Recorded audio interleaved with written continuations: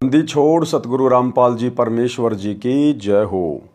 परमपिता परमात्मा सारी सृष्टि के रचनहार, कुल मालिक, असंख्य ब्रह्मांडों के स्वामी, जगत गुरु, तीनों लोकों में प्रवेश करके सबका भरण पोषण करने वाले राजाधिराज, आत्माधार, नाथों के नाथ, देवों के देव, महादेव, सर्वेश्वर, महेश्वर, मृत्युंजय, अजरो अमर, आदि अनादि सनातनी प्रभु, जगत पिता जगदीश्वर, श्री श्री 1008 की उपाधि के वास्तविक अधिकारी, अकाल मूरत सौद स्वरूपी राम वासुदेव, सर्वगतम ब्रह्म, परम पूज्य, प्रथम पूज्य, परम संत, परम पुरुष, परम धनी, परम दयालु, सत्य कबीर, हक्का कबीर, अल्लाहु कबीर, अल्लाहु अकबर, बाखबर, अल्लाह ताला, जगत के तारणहार, जगत के मुक्तिदाता, जगत के जगन्नाथ, हारे के सहारे, हिंदुओं के राम, मुसलमानों के अल्लाह, सिखों के वाहिगुरु, ईसाइयों के मसीह, दया के सागर दया निधि, करुणा के सागर करुणा निधि, स्वयंभू परिभू, संकट मोचन, कष्ट हरण, मंगल करण, दुख भंजन, अविगत कबीर, निर्विकार निर्विषम परमात्मा, अलय अलेख सतगुरु, आदि अनादि सतगुरु, असली मर्यादा पुरुषोत्तम, असली राम, असली कृष्ण, असली घनश्याम, असली मुरारी, राजाओं के राजा, महाराजाओं के महाराजा, शहंशाहों के शहंशाह, सम्राटों के सम्राट, भगवानों के भगवान, अल्लाहों के अल्लाह, प्रभुओं के प्रभु, मसीहाओं के मसीह, सच्चे वाहिगुरु, बाबाओं के बाबा, पीरों के पीर, सेठों के सेठ, जगत सेठ, सावड़सा सेठ, सर्वगुण संपन्न, अनंत कोटि कलाओं के स्वामी, अनंत कोटि ब्रह्मांडों के नायक, योगियों में महायोगी, ध्यानियों में महाध्यानी, सिद्धों में परम सिद्ध, ज्ञानियों में तत्व ज्ञानी, ब्रह्म ज्ञानी, महाज्ञानी, परम ज्ञानी, सर्वश्रेष्ठ ज्ञानी, विज्ञानी, युवा कबीर, समरथ कबीर, असंवाद, अमित ओजा, सच्चे रहनुमा, करीम अल्लाह, सुभान अल्लाह, दुनिया के अंतिम पैगंबर, 8 सितंबर 1951 से गांव धनाना, जिला सोनीपत, हरियाणा, भारतवर्ष की पावन भूमि पे प्रकट रियल कल की भगवान, श्री नारायण साकार हरि, श्री बाबा साहिब, नूर अनंत परमात्मा, संत श्रोमणी सतगुरु रामपाल जी परमेश्वर जी के चरण कमल में साध संगति से जुड़े हुए देश विदेश से आप और हम सभी सत्सेवक भाई बहनों का अनंत कोटि दंडवत प्रणाम। सत्साई भाई और बहनों, दया परमपिता परमेश्वर जी की, सारी सृष्टि के रचनहार की, सतगुरु रामपाल जी की, जिनके विशेष आशीर्वाद से, शुभ आशीर्वाद से आप और हम सभी सत्सेवक भाई बहन साध संगति से जुड़कर अपनी आत्मा के कल्याण हेतु पूज्य गुरुदेव जी के अमर ज्ञान, तत्व ज्ञान को आधार बनाकर मोक्ष प्राप्ति के लिए दृढ़ता के साथ भक्ति मार्ग पर निरंतर आगे बढ़ रहे हैं। भाई और बहनों, पूज्य गुरुदेव जी के कर कमल से लिखित पवित्र पुस्तक मुक्ति बोध के ऊपर वीडियो बनाने की श्रृंखला जारी है। इसी श्रृंखला में आज हमारा ये 31वें नंबर का वीडियो है। प्रत्येक वीडियो में गुरुदेव भगवान के आशीर्वाद से भक्ति मार्ग से संबंधित बहुत अच्छी बातें जो हमारे विश्वास को बढ़ाती हैं, हमें सुनने, समझने और पढ़ने को मिलती हैं। तो चलिए शुरू करते हैं आज की वीडियो में। आज की वीडियो में गुरुदेव भगवान ने शेख फरीद की कथा को शामिल किया है। पवित्र ग्रंथ मुक्ति बोध, पेज नंबर 508, भगत शेख फरीद की कथा। भगत फरीद जी का जन्म मुसलमान धर्म में शेख कुल में हुआ। शेख फरीद बचपन में बहुत चंचल थे। गली में खेलने जाता था तो बच्चों की पिटाई कर देता। उलाने आते, माता दुखी हो जाती थी। माता ने विचार किया कि फरीद को खजूर बहुत प्रिय है, इसे निमाज करने की कहती हूँ। माता ने योजना अनुसार फरीद से कहा कि बेटा अल्लाह की निमाज किया कर। फरीद बोला कि अल्लाह यानी भगवान क्या देगा? माता ने कहा कि अल्लाह खजूर देता है। फरीद बोला कि बता कब करनी है नमाज। माता जब घर के कार्य में व्यस्त होती थी तो फरीद बाहर भाग जाता था। माता ने वही समय नमाज के लिए बताया। एक चादर बिछा दी तथा कहा कि आंखें बंद करके अल्लाह खजूर दे, अल्लाह खजूर दे, ऐसे करते रहना। माता ने एक वृक्ष के नीचे चादर बिछाई और कहा कि जब तक तेरे ऊपर धूप ना आए आंखें बंद रखना और नमाज करते रहना। जब फरीद आंखें बंद कर लेता तो माता ताड़ के वृक्ष के पत्ते पर खजूर रखकर चादर के एक कोने के नीचे रख देती थी। अब देखो भाई और बहनों, वो कौन सा पेड़ था, किसका पेड़ था, अब ये बातें कौन बता सकता है? वही अल्लाह बता सकता है। जिस अल्लाह ने इस घटना को जन्म दिया, जिस अल्लाह ने शेख फरीद को जन्म दिया, उसकी माँ को जन्म दिया। सतगुरु रामपाल जी परमेश्वर, ये कबीर अल्लाह, वो ताड़ का पेड़ था। ताड़ के पेड़ के पत्तों पर खजूर रखकर शेख फरीद की माता चद्दर के नीचे रख दिया करती थी। माता ताड़ के वृक्ष के पत्ते पर खजूर रखकर चद्दर के एक कोने के नीचे रख देती थी। फरीद ने धूप आने पर आंखें खोली, देखा तो खजूर नहीं मिला। उठकर माता के पास आया और बोला, आपने झूठ बोला, मैं कभी नमाज नहीं करूंगा, अल्लाह ने खजूर नहीं दिया। माताजी ने कहा कि बेटा, अल्लाह गुप्त रूप में सब कार्य करता है, चद्दर के नीचे देख, खजूर अवश्य मिलेगा। अल्लाह गुप्त रूप में सारे कार्य करता है। सतगुरु रामपाल जी परमेश्वर अल्लाह, जिन्होंने सन 1994 से काल की आंखों में धूल झोंक कर अपना गुप्त मिशन यथार्थ 13वां कबीर पंथ शुरू किया। 2014 में काल के दूतों ने बरवाला कांड करवाया। परमेश्वर के पंथ को समाप्त करने की योजना काल ने उनके माध्यम से बनाई। उसके बाद परमात्मा ने गुप्त रूप से अपना मिशन खड़ा किया, उसी प्रकार से चलाया, साध संगति के माध्यम से। यानी अल्लाह गुप्त रूप में अपना कार्य करता है। अल्लाह गुप्त रूप में सब कार्य करता है। चद्दर के नीचे देख, खजूर अवश्य मिलेगा। फरीद ने चद्दर उठाई तो सच में खजूर रखा था। खुशी खुशी खजूर खाया। माता से कहा कि अब कब करनी है नमाज। माता बोली कि मैं बता दिया करूंगी जब नमाज करनी होगी। प्रतिदिन काम के समय चद्दर बिछा देती, फरीद आंखें बंद करके बैठ जाता। माता खजूर रख दिया करती। एक दिन माताजी खजूर रखना भूल गई। फरीद ने धूप आते ही आंखें खोली, खजूर खोजी। चद्दर के नीचे खजूर प्रतिदिन की तरह रखी थी। फरीद खजूर खाता हुआ घूम रहा था। माता विचार करने लगी कि आज मेरे से बड़ी गलती हो गई। फरीद अब कभी नहीं मानेगा, परेशान करेगा। फरीद खजूर खाता खाता माताजी के पास आया। माता ने पूछा कि बेटा, खजूर कहाँ से लाया। बालक फरीद बोला, माँ, अल्लाह तो नमाज के वक्त प्रतिदिन खजूर देता है। माँ बोली कि सच बता। माँ, सच बताता हूँ, देख इस पत्ते में खजूर अल्लाह रख कर जाता है। माता को भी समझ आई कि यह सामान्य बालक नहीं है। बड़ा होकर फरीद घर त्याग कर एक फक्कड़ फकीर का शिष्य बनकर आश्रम में रहने लगा। भाई और बहनों, इस प्रकार की घटनाएं परमात्मा में विश्वास बढ़ाने के लिए परमेश्वर केवल अपनी विशेष आत्माओं के साथ ही करता है। जैसे त्रेता युग में भगत प्रहलाद 10 वर्ष की आयु, परमात्मा ने उसका विश्वास बढ़ाया। 84 प्रकार की यातनाएं, कष्ट उसके पिता हिरण्यकश्यप ने उसको दी। हर बार परमात्मा ने उसकी मदद की। क्यों भाई, विष्णु की भक्ति तो उस समय बहुत लोग किया करते थे। फिर परमात्मा ने अन्य लोगों की रक्षा क्यों नहीं की? बाकी लोगों को क्यों नहीं बचाया करते थे? द्रौपदी की रक्षा क्यों की परमात्मा ने? उसके चीर को क्यों बढ़ाया? जबकि और भी बहन बेटियों की इज्जत सरेआम लूटी जा रही है। मीरा के जहर को परमात्मा ने अमृत क्यों बनाया? जबकि वर्तमान में जहर से तो बहुत लोग मरते हैं और श्री कृष्ण जी की भक्ति भी करते हैं। इस प्रकार के चमत्कार, अनहोनी घटनाएं करोड़ों में एक आध के साथ होती हैं।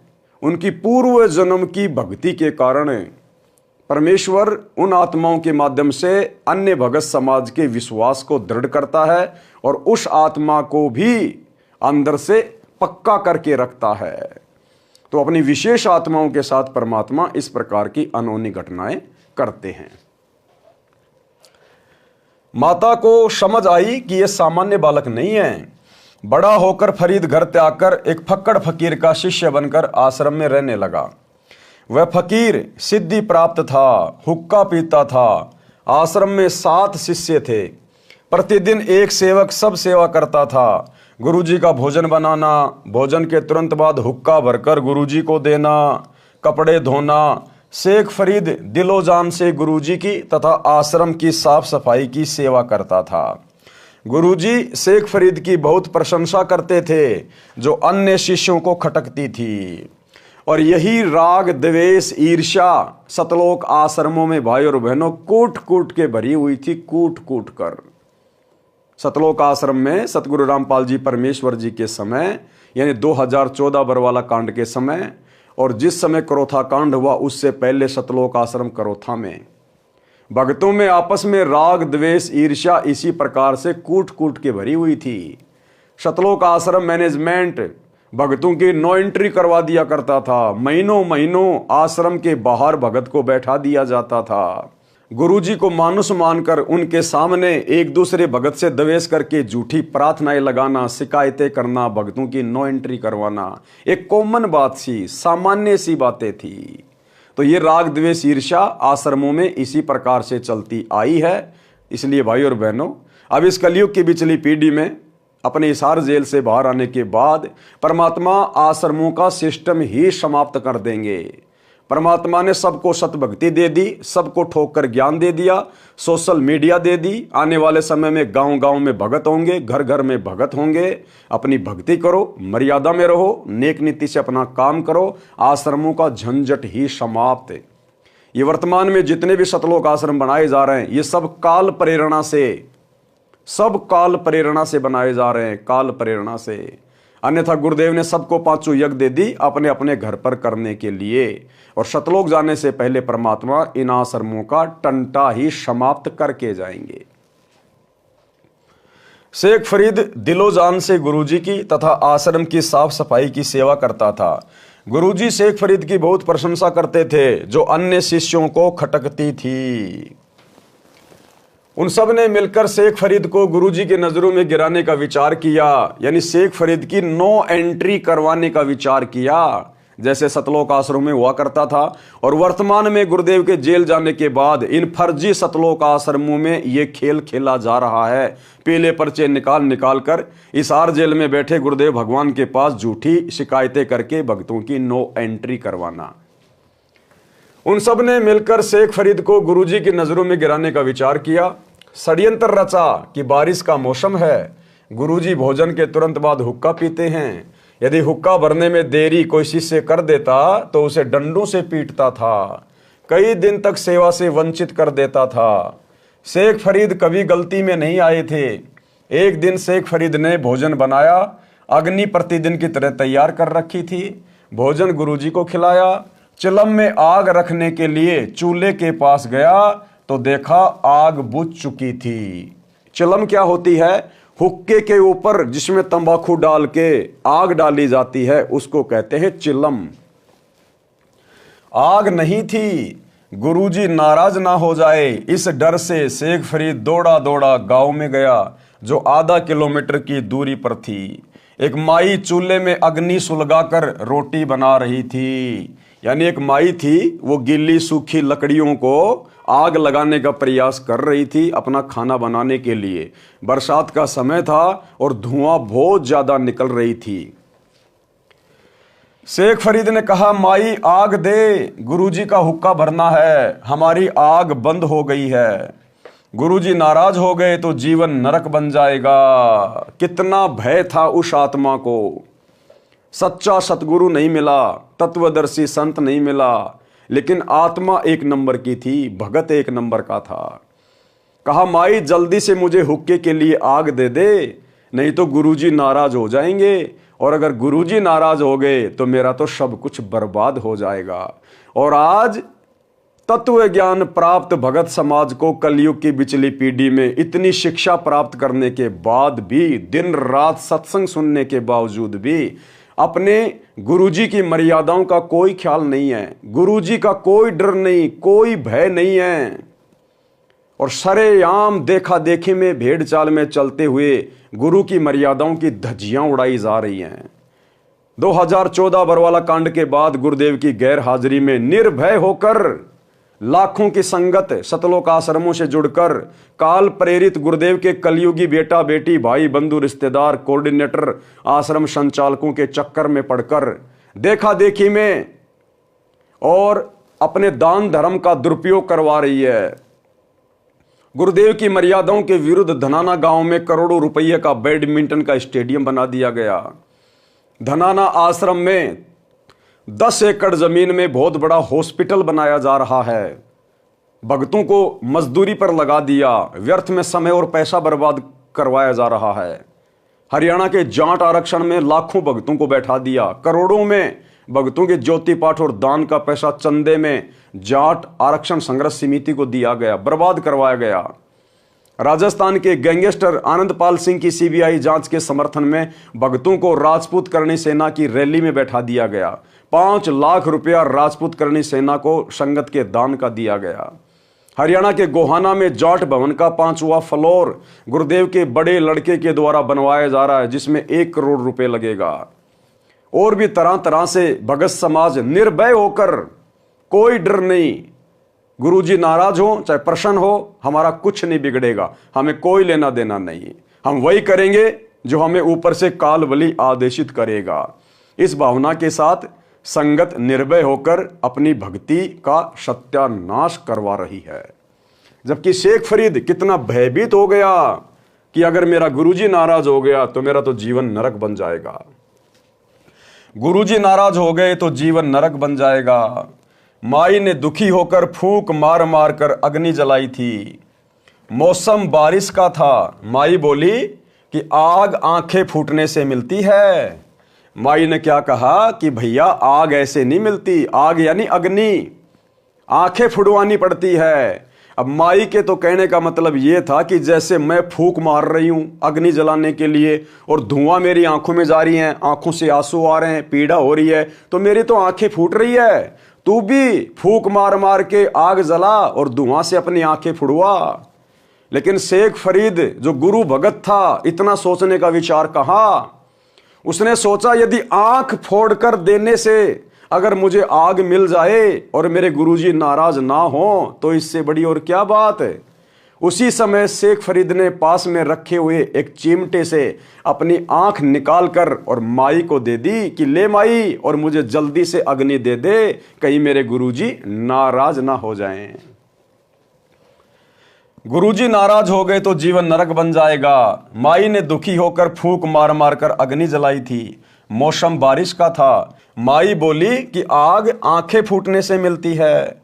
मैंने आंखें फुड़वाकर अग्नि तैयार की है, तू भी आंखें फुड़वा, तब आग मिलेगी। शेख फरीद ने अपनी एक आंख में चिमटा मारा, आंख निकालकर माई के पास रख दी और बोला कि लो माई, आंख फोड़ ली है, अब तो आग दे दो। वह औरत घबरा गई। उसे पता था कि वह फकीर सिद्ध पुरुष है, वह मुझे हानि करेगा। तुरंत चूल्हे से अग्नि निकालकर बाहर कर दी। शेख फरीद आग चिलम में रखकर दौड़ा। फकीर 2 आवाज लगाता था, कहता था कि हुक्का लाओ, शिष्य का नाम पुकारता था। तीसरी बार तो डंडा लेकर मारने चलता था। गुरुजी ने पहली आवाज लगाई तब शेख फरीद आधे रास्ते में था। दूसरी लगाई तब आश्रम में प्रवेश कर चुका था। गुरुजी ने दूसरी बार कहा कि हे शेख फरीद, कहां मर गया। शेख फरीद बोला कि आ गया गुरुजी। शेख फरीद ने फूटी आंख पर कपड़ा बांध रखा था। गुरुजी को बताया कि बारिश की वजह से आश्रम में आग बुझ गई थी, दौड़कर नगरी से लाया हूं। गुरुजी को अंधेरे में कुछ कम दिखाई देता था। शेख फरीद की आंख पर कपड़ा बंधा देखकर पूछा कि आंख को क्या हो गया। शेख फरीद बोला कि कुछ नहीं गुरुजी, आपकी कृपा से सब ठीक है। ये होते हैं भगत, ये होते हैं वो विशेष पुण्यकर्मी भगत जिनको गुरु अपने हृदय में जगह देता है, जो अधिकारी होते हैं मुक्ति के।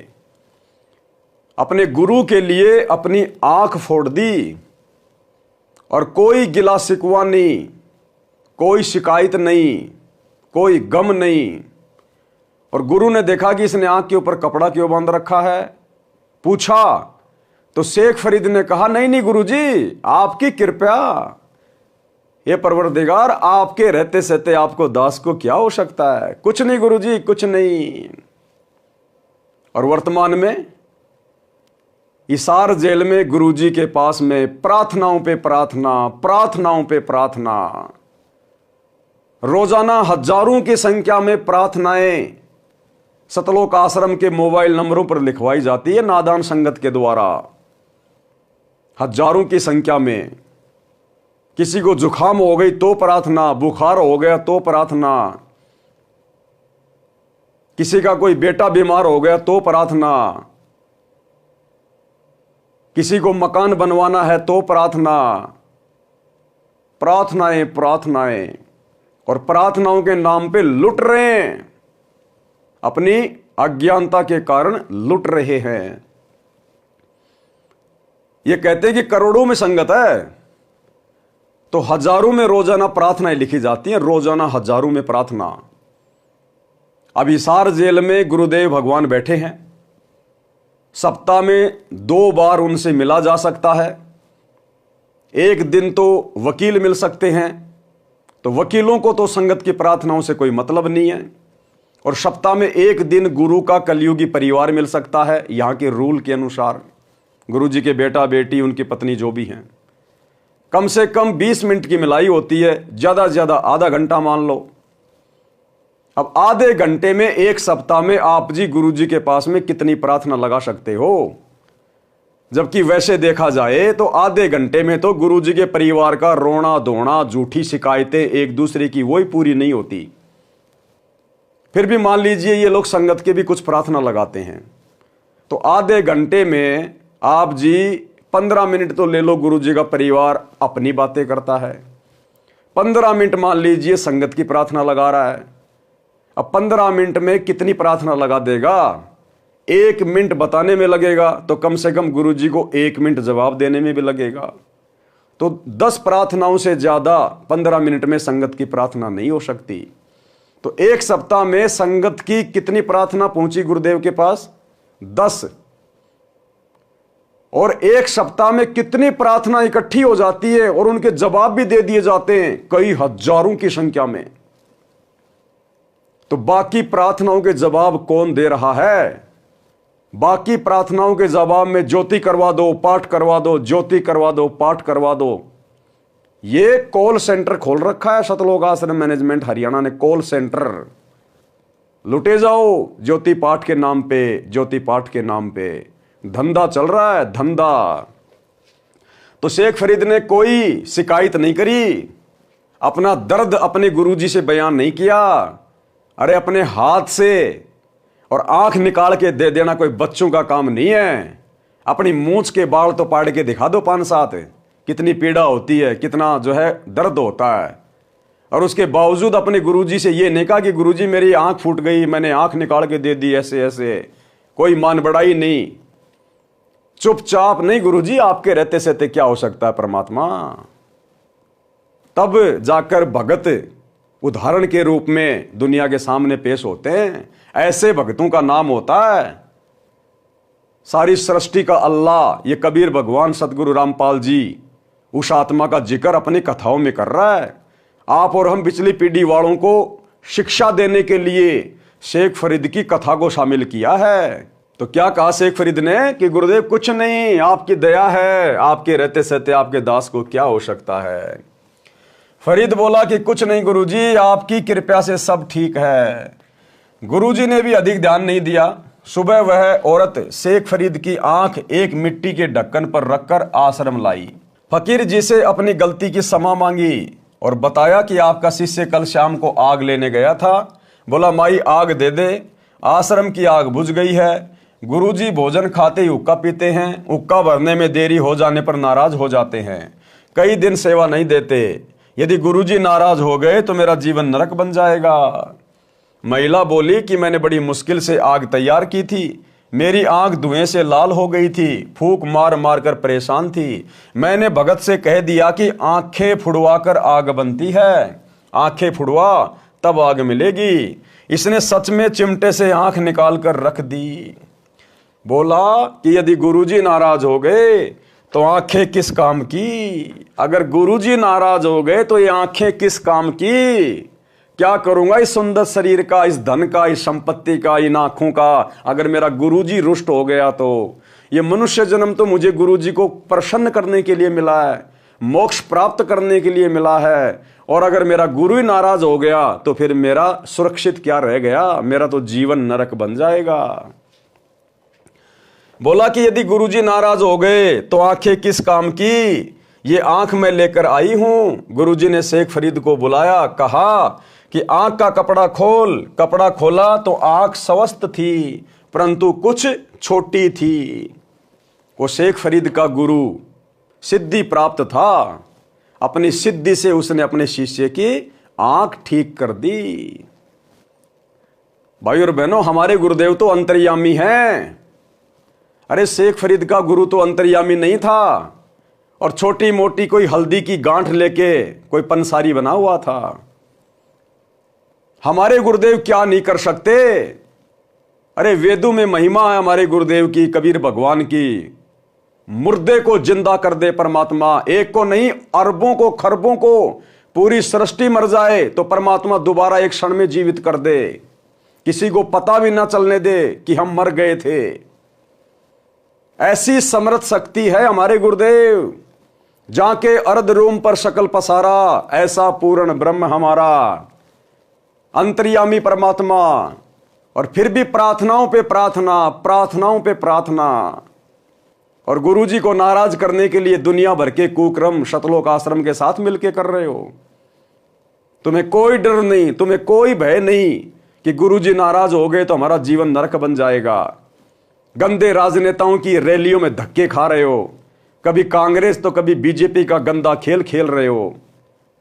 अपने ज्योति पाठ और दान के पैसे का दुरुपयोग दुनिया के लिए स्टेडियम बनवाने में, हॉस्पिटल बनवाने में, धर्मशालाएं बनवाने में, गुंडों की सीबीआई जांच में, जाट आरक्षणों में, दुनिया के लिए रोडों के वो गड्ढे भरने में। जरा भी भय नहीं है संगत को, जरा भी भय कि अगर गुरुजी नाराज हो गए, और गुरुजी तो नाराज हो चुके, भाई होंगे क्या। ये अंतर्यामी परमात्मा तो नाराज हो चुका है। आप लोगों का जीवन तो नरक बन चुका है। कपड़ा खोला तो आंख स्वस्थ थी, परंतु कुछ छोटी थी। माई ने यह सब देखा तो गांव जाकर फकीर की प्रसिद्धि की कि बड़ा चमत्कारी साधु है, मेरे सामने आंख ठीक कर दी। गुरुजी ने शेख फरीद को सीने से लगाया, आशीर्वाद दिया कि तेरी साधना सफल हो। यह होता है गुरु को प्रसन्न करना। उस गुरु ने जो कि नकली था, उसने भी प्रसन्न होकर और अपने शिष्य को आशीर्वाद दिया कि बेटा तेरी साधना सफल हो। अब वो नकली संत भी इसी परमात्मा की आत्मा थी, कबीर भगवान सतगुरु रामपाल जी की। अब उसके वचन की भी परमात्मा ने लाज रखनी थी। अब कुछ दिनों बाद वो तो मर गया। मरने के बाद में शेख फरीद घोर तप करने लग गया, क्योंकि उसने यही उसको विधि बताई थी कि बेटा शरीर को जितना ज्यादा कष्ट दोगे परमात्मा उतना ही प्रसन्न होगा। तो बेचारा कुएं में लटक कर तपस्या करता था और गुरु का वचन था कि बेटा तेरी साधना सफल होगी। उस गुरु के वचन को इस कबीर भगवान सतगुरु रामपाल जी ने सिद्ध किया और शेख फरीद को जाकर मिले और उसको फिर शत मार्ग दिया। गुरुजी ने शेख फरीद को सीने से लगाया, आशीर्वाद दिया कि तेरी साधना सफल हो। गुरुजी की मृत्यु के पश्चात शेख फरीद ने आश्रम त्याग दिया। गुरुजी ने तप करने से मोक्ष बताया था। देखो क्या कह रहे हैं परमात्मा, क्या लिख रहे हैं, एक एक बात में संकेत है।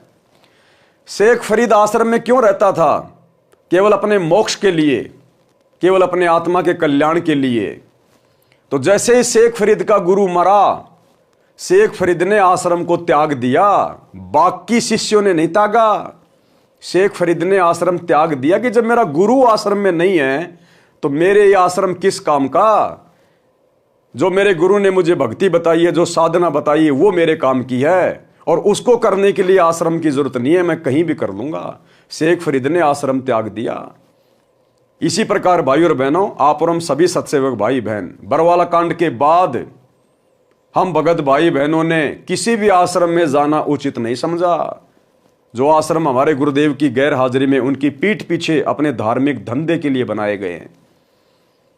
भाई आश्रम में हमारे गुरुजी नहीं है तो आश्रम हमारे किस काम के? हमारे गुरु ने हमें जो साधना बताई है वो हमारे काम की है। और साधना गुरुदेव ने कह दिया बेटा 500 यज्ञ अपने घर पे करो, भक्ति करो, ईमानदारी से अपना काम धंधा करो। आश्रम में कोई भगवान थोड़ी बैठा है। अरे उसी ईंट और पत्थर से आश्रम बना है, उसी ईंट और पत्थर से हमारा घर बना है और घर में हमने अपने गुरुदेव का दरबार लगा रखा है। हमें भला आश्रमों की क्या आवश्यकता अपने गुरुदेव की गैर हाजिरी में? तो आप और हम भगत भाई बहनों ने भी वही डिसीजन लिया जो डिसीजन शेख फरीद ने लिया, और बाकी जिनको धन चाहिए था, जिनको माया चाहिए थी, वो आश्रमों से चिपटे रहे। गुरुजी की मृत्यु के पश्चात शेख फरीद ने आश्रम त्याग दिया। गुरुजी ने तप करने से मोक्ष बताया था। जैसा गुरुजी का आदेश था, शेख फरीद पूरी निष्ठा से पालन कर रहा था। और जैसा गुरुदेव ने हमें भक्ति करने के लिए कहा है, 3 समय की आरती, मंत्र जाप करना, सत्संग सुनना, मर्यादा निभाना, 5 यज्ञ करना, हम लोग पूरी निष्ठा के साथ में अपने अपने घरों पे कर रहे हैं। अब बताओ, उसके लिए हम आश्रम में जाएं? तो ये ज्ञान आधार से बिल्कुल भी न्यायोचित नहीं है। जैसा गुरुजी का आदेश था, शेख फरीद पूरी निष्ठा से पालन कर रहा था। 12 वर्ष तक तो कुएं में उल्टा लटक लटक कर तप किया। उस दौरान केवल 1.25 मण यानी 50 किलोग्राम अन्न खाया था, जो नाम मात्र था। शरीर अस्थि पिंजर बन गया था। शेख फरीद कुछ देर कुएं से बाहर बैठता था। एक दिन कागों यानी कौओं ने उसे मरा हुआ जानकर उसकी आंखें खाने के लिए उसके माथे पर बैठ गए। शेष शरीर पर मांस नहीं था। फरीद बोला, हे कौओ, आप मेरी 2 आंखें छोड़कर शरीर का सारा मांस खा लो, मैं परमात्मा देखना चाहता हूं। सिर्फ परमात्मा के दीदार के लिए, केवल परमात्मा के दर्शन के लिए शेख फरीद ने इतना घोर तप किया। और आज आप और हम भगत भाई बहनों को तो बिना किसी परिश्रम के, बिना किसी कठिन तप के परमेश्वर ने अपने ओरिजिनल स्वरूप के दर्शन दे दिए। ओरिजिनल रूप के दर्शन, ये सतलोकीय रूप है कबीर परमात्मा का, सतलोकीय रूप। तो आप और हम कितनी बड़ी सौभाग्यशाली आत्मा हैं शेख फरीद जैसे भक्तों की तुलना में। आप मेरी 2 आंखें छोड़कर शरीर का सारा मांस खा लो, मैं परमात्मा देखना चाहता हूं, इसलिए मेरी आंखें छोड़ दो। जब फरीद बोला तो कौवे उड़ गए। शेख फरीद रस्से से पैर बांधकर प्रतिदिन की तरह कुएं में लटक गया। परमात्मा कबीर जी एक जिंदा बाबा के वेश में कुएं पर आए तथा रस्सा पकड़कर फरीद को कुएं से निकालने लगे। शेख फरीद बोला, भाई आप मुझे ना छेड़ो, तू अपना काम कर, मैं अपना काम कर रहा हूं। परमात्मा बोले कि आप क्या कर रहे हो? फरीद बोला कि मैं परमात्मा का दर्शन करने के लिए घोर तप कर रहा हूं। परमात्मा ने कहा कि मैं ही परमात्मा अल्लाहु अकबर हूं।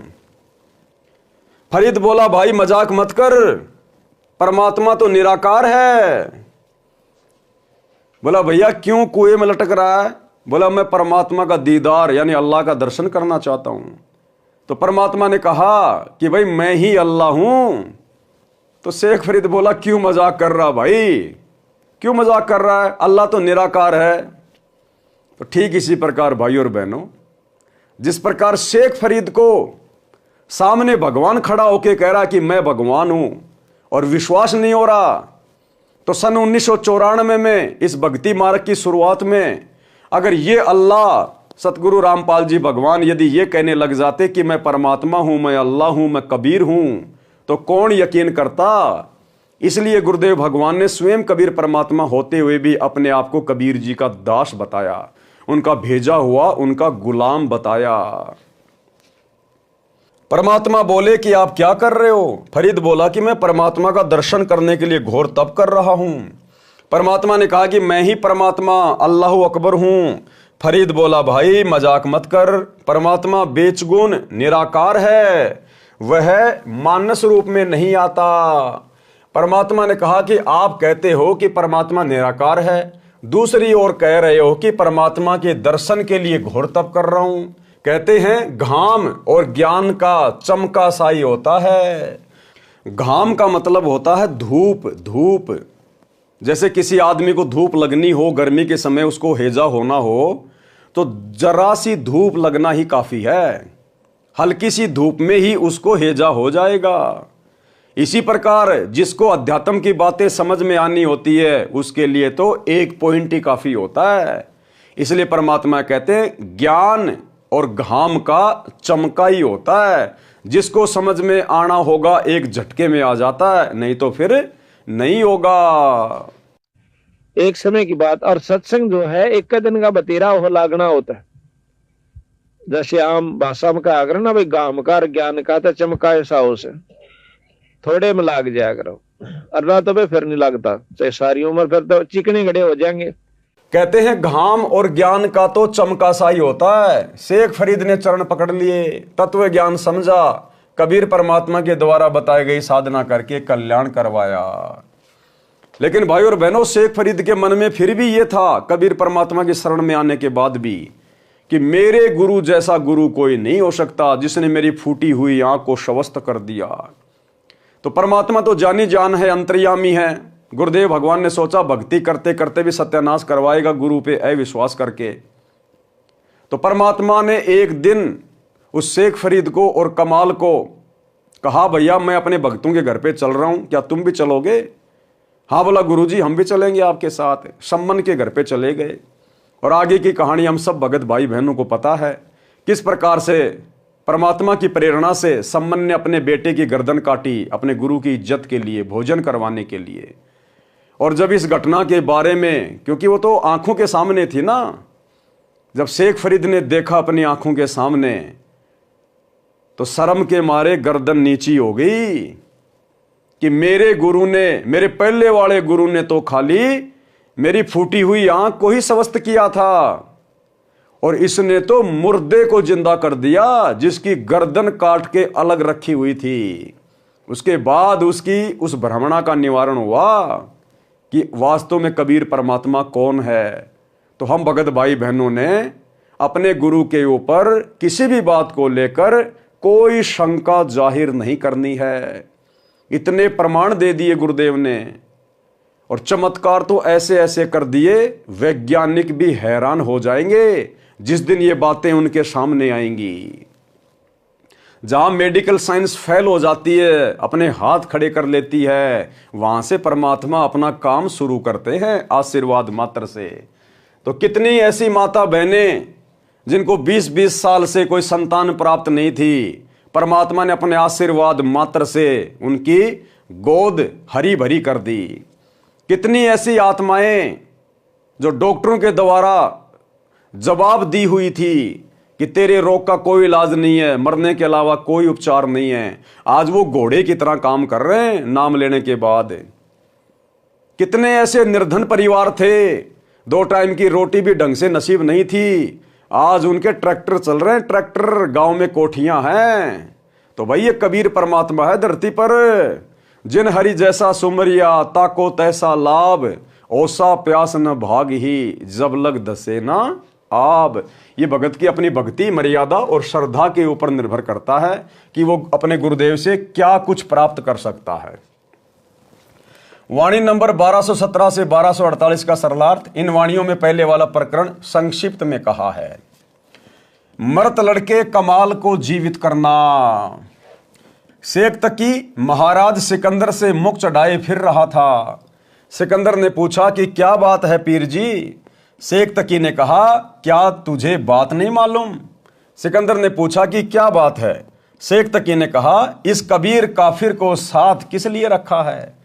सिकंदर ने कहा कि ये तो भगवान अल्लाह हैं। शेख तकी ने कहा कि अच्छा, अल्लाह अब आकार में आने लग गया, अल्लाह कैसे हैं? सिकंदर ने कहा कि पहले तो अल्लाह ऐसे कि मेरा रोग ऐसा था कि किसी से भी ठीक नहीं हो पा रहा था, इस कबीर प्रभु ने हाथ ही लगाया था, मैं स्वस्थ हो गया। क्या कहा सिकंदर ने?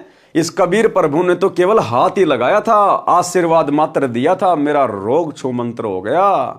भाई और बहनों, निसंदेह वही कबीर परमात्मा वर्तमान में सतगुरु रामपाल जी के रूप में प्रकट है। अरे हमें क्या पता 650 साल पहले परमात्मा का क्या रूप था, हैं? यही तो परमात्मा थे, हमने देखा थोड़ी था 650 साल पहले। तो सिकंदर लोधी ने कहा कि मुझे छूते ही मेरा रोग समाप्त कर दिया आशीर्वाद मात्र से, इसलिए भगवान है, ये अल्लाह है। और एक छोटा सा सत्संग, इस भक्ति मार्ग की शुरुआत में मालिक को पता था कि ज्ञान से आत्माएं इतना जल्दी सेट नहीं होंगी। गुरुदेव ने अपनी तरफ से उन आत्माओं को 100 सुख दिए। और एक बहन जिसका इतना भयंकर रोग, उसको आवाज नहीं आती थी, गूंगी थी, और गुरुदेव भगवान से नाम दिलवाया, मालिक ने केवल आशीर्वाद ही दिया था। उसी समय बोलने लगी तोते की तरह, रोग छू मंत्र, एक छोटा सा सत्संग। कर्मान आज भी हम आपको ऐसे ऐसे, यहाँ पर भी कई बहन है ऐसी जो पहले बहुत तंग रहती थी। एक तो बेबे है संतोष, खड़ी हुई है, एक भाई उठ उठ शर्माओ ना, एक भी इसकी बेबे का चित्र ले तो फिल्म वाला, ये देख इसको। या मकडोली बह रखी है, छोटी मकडोली, संतोष नाम से इस बेबे का। और ये इसका देवर है भक्त सुखबीर, ये यहाँ बैठा। इसका बड़ा भाई यानी संतोष का पति जो है फौज में भर्ती है। चित्र आ जाता फिर बंद कर दिए। तो ये लड़की 8-9 वर्ष से तकलीफ थी। बैठ जा बेटी। तो कुछ भी कहो, हम तो कर्मदंड कहते हैं। डॉक्टर बीमारी बता देते हैं, शाना ओपरा बता दे। तो जी क्या हुआ, इन्होंने सारा इलाज करवा लिया, एक नाम भी ले रखा था किसी दूसरे संत ने, और श्राद्ध का नाग तो अपने जनो आम चीज सहे, फिर दोख वीर, पूजा वीर, फलानी वीर, दकड़ी भी, वो सारी। आखिर में कौन सा मेरठ में था, कहां से इलाज चल रहा था इनका, यूपी में, सहारनपुर से, और कहते हैं सहारनपुर से इलाज चल रहा था इस लड़की का।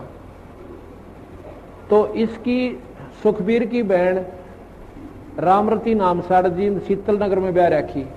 और वह रामरती एक दिन इस बहन श्यावत्री है शीतल नगर में, या हमारी बहन सेविका, इसके पास आ गई। कोई वो लेखा जोखा करते हैं, अंडा करें, सरकारी उनकी ड्यूटी लग जाती है। तो इसने उसको समझा दिया, बेबे बैठ जा, चाह पानी पियो पहलाता है। फिर कबीर साहब के बारे में इस श्यावत्री ने, एक तो वह कमला यहीं आ रही हो मेरे ख्याल में, एक रामरता हुआ बैठी है। ये दोनों बाण अपनी सरकारी नौकरी पे थी, इनकी ड्यूटी लाग रही थी, वह गणना की खातर कोई आंकड़े इकट्ठे करने थे। यह श्यावत्री के पास पहुंच गई। इसने पहला दिन तक चाह पानी पियाई, बेबे तुम बैठ जाओ, फिर पाछे की लिखा लिखाई करियो। फिर ये चित्र देखे कबीर साहब के, ये पूछने लगी। इसने सारी महिमा बताई, बंदी छोड़ गई। रामरती ने अरे नाम ले लिया कमला ने। रामरती ने फिर अपने भाई जगवीर को बताया, जगवीर नाम से, कि भाई तो कितना ले जा, मेरी भाभी ने एक बार महाराज यहाँ करा ले। जगवीर ने बोला, बेबे इब इलाज करवा रखा वहां से, और वहीं दिखाऊंगा।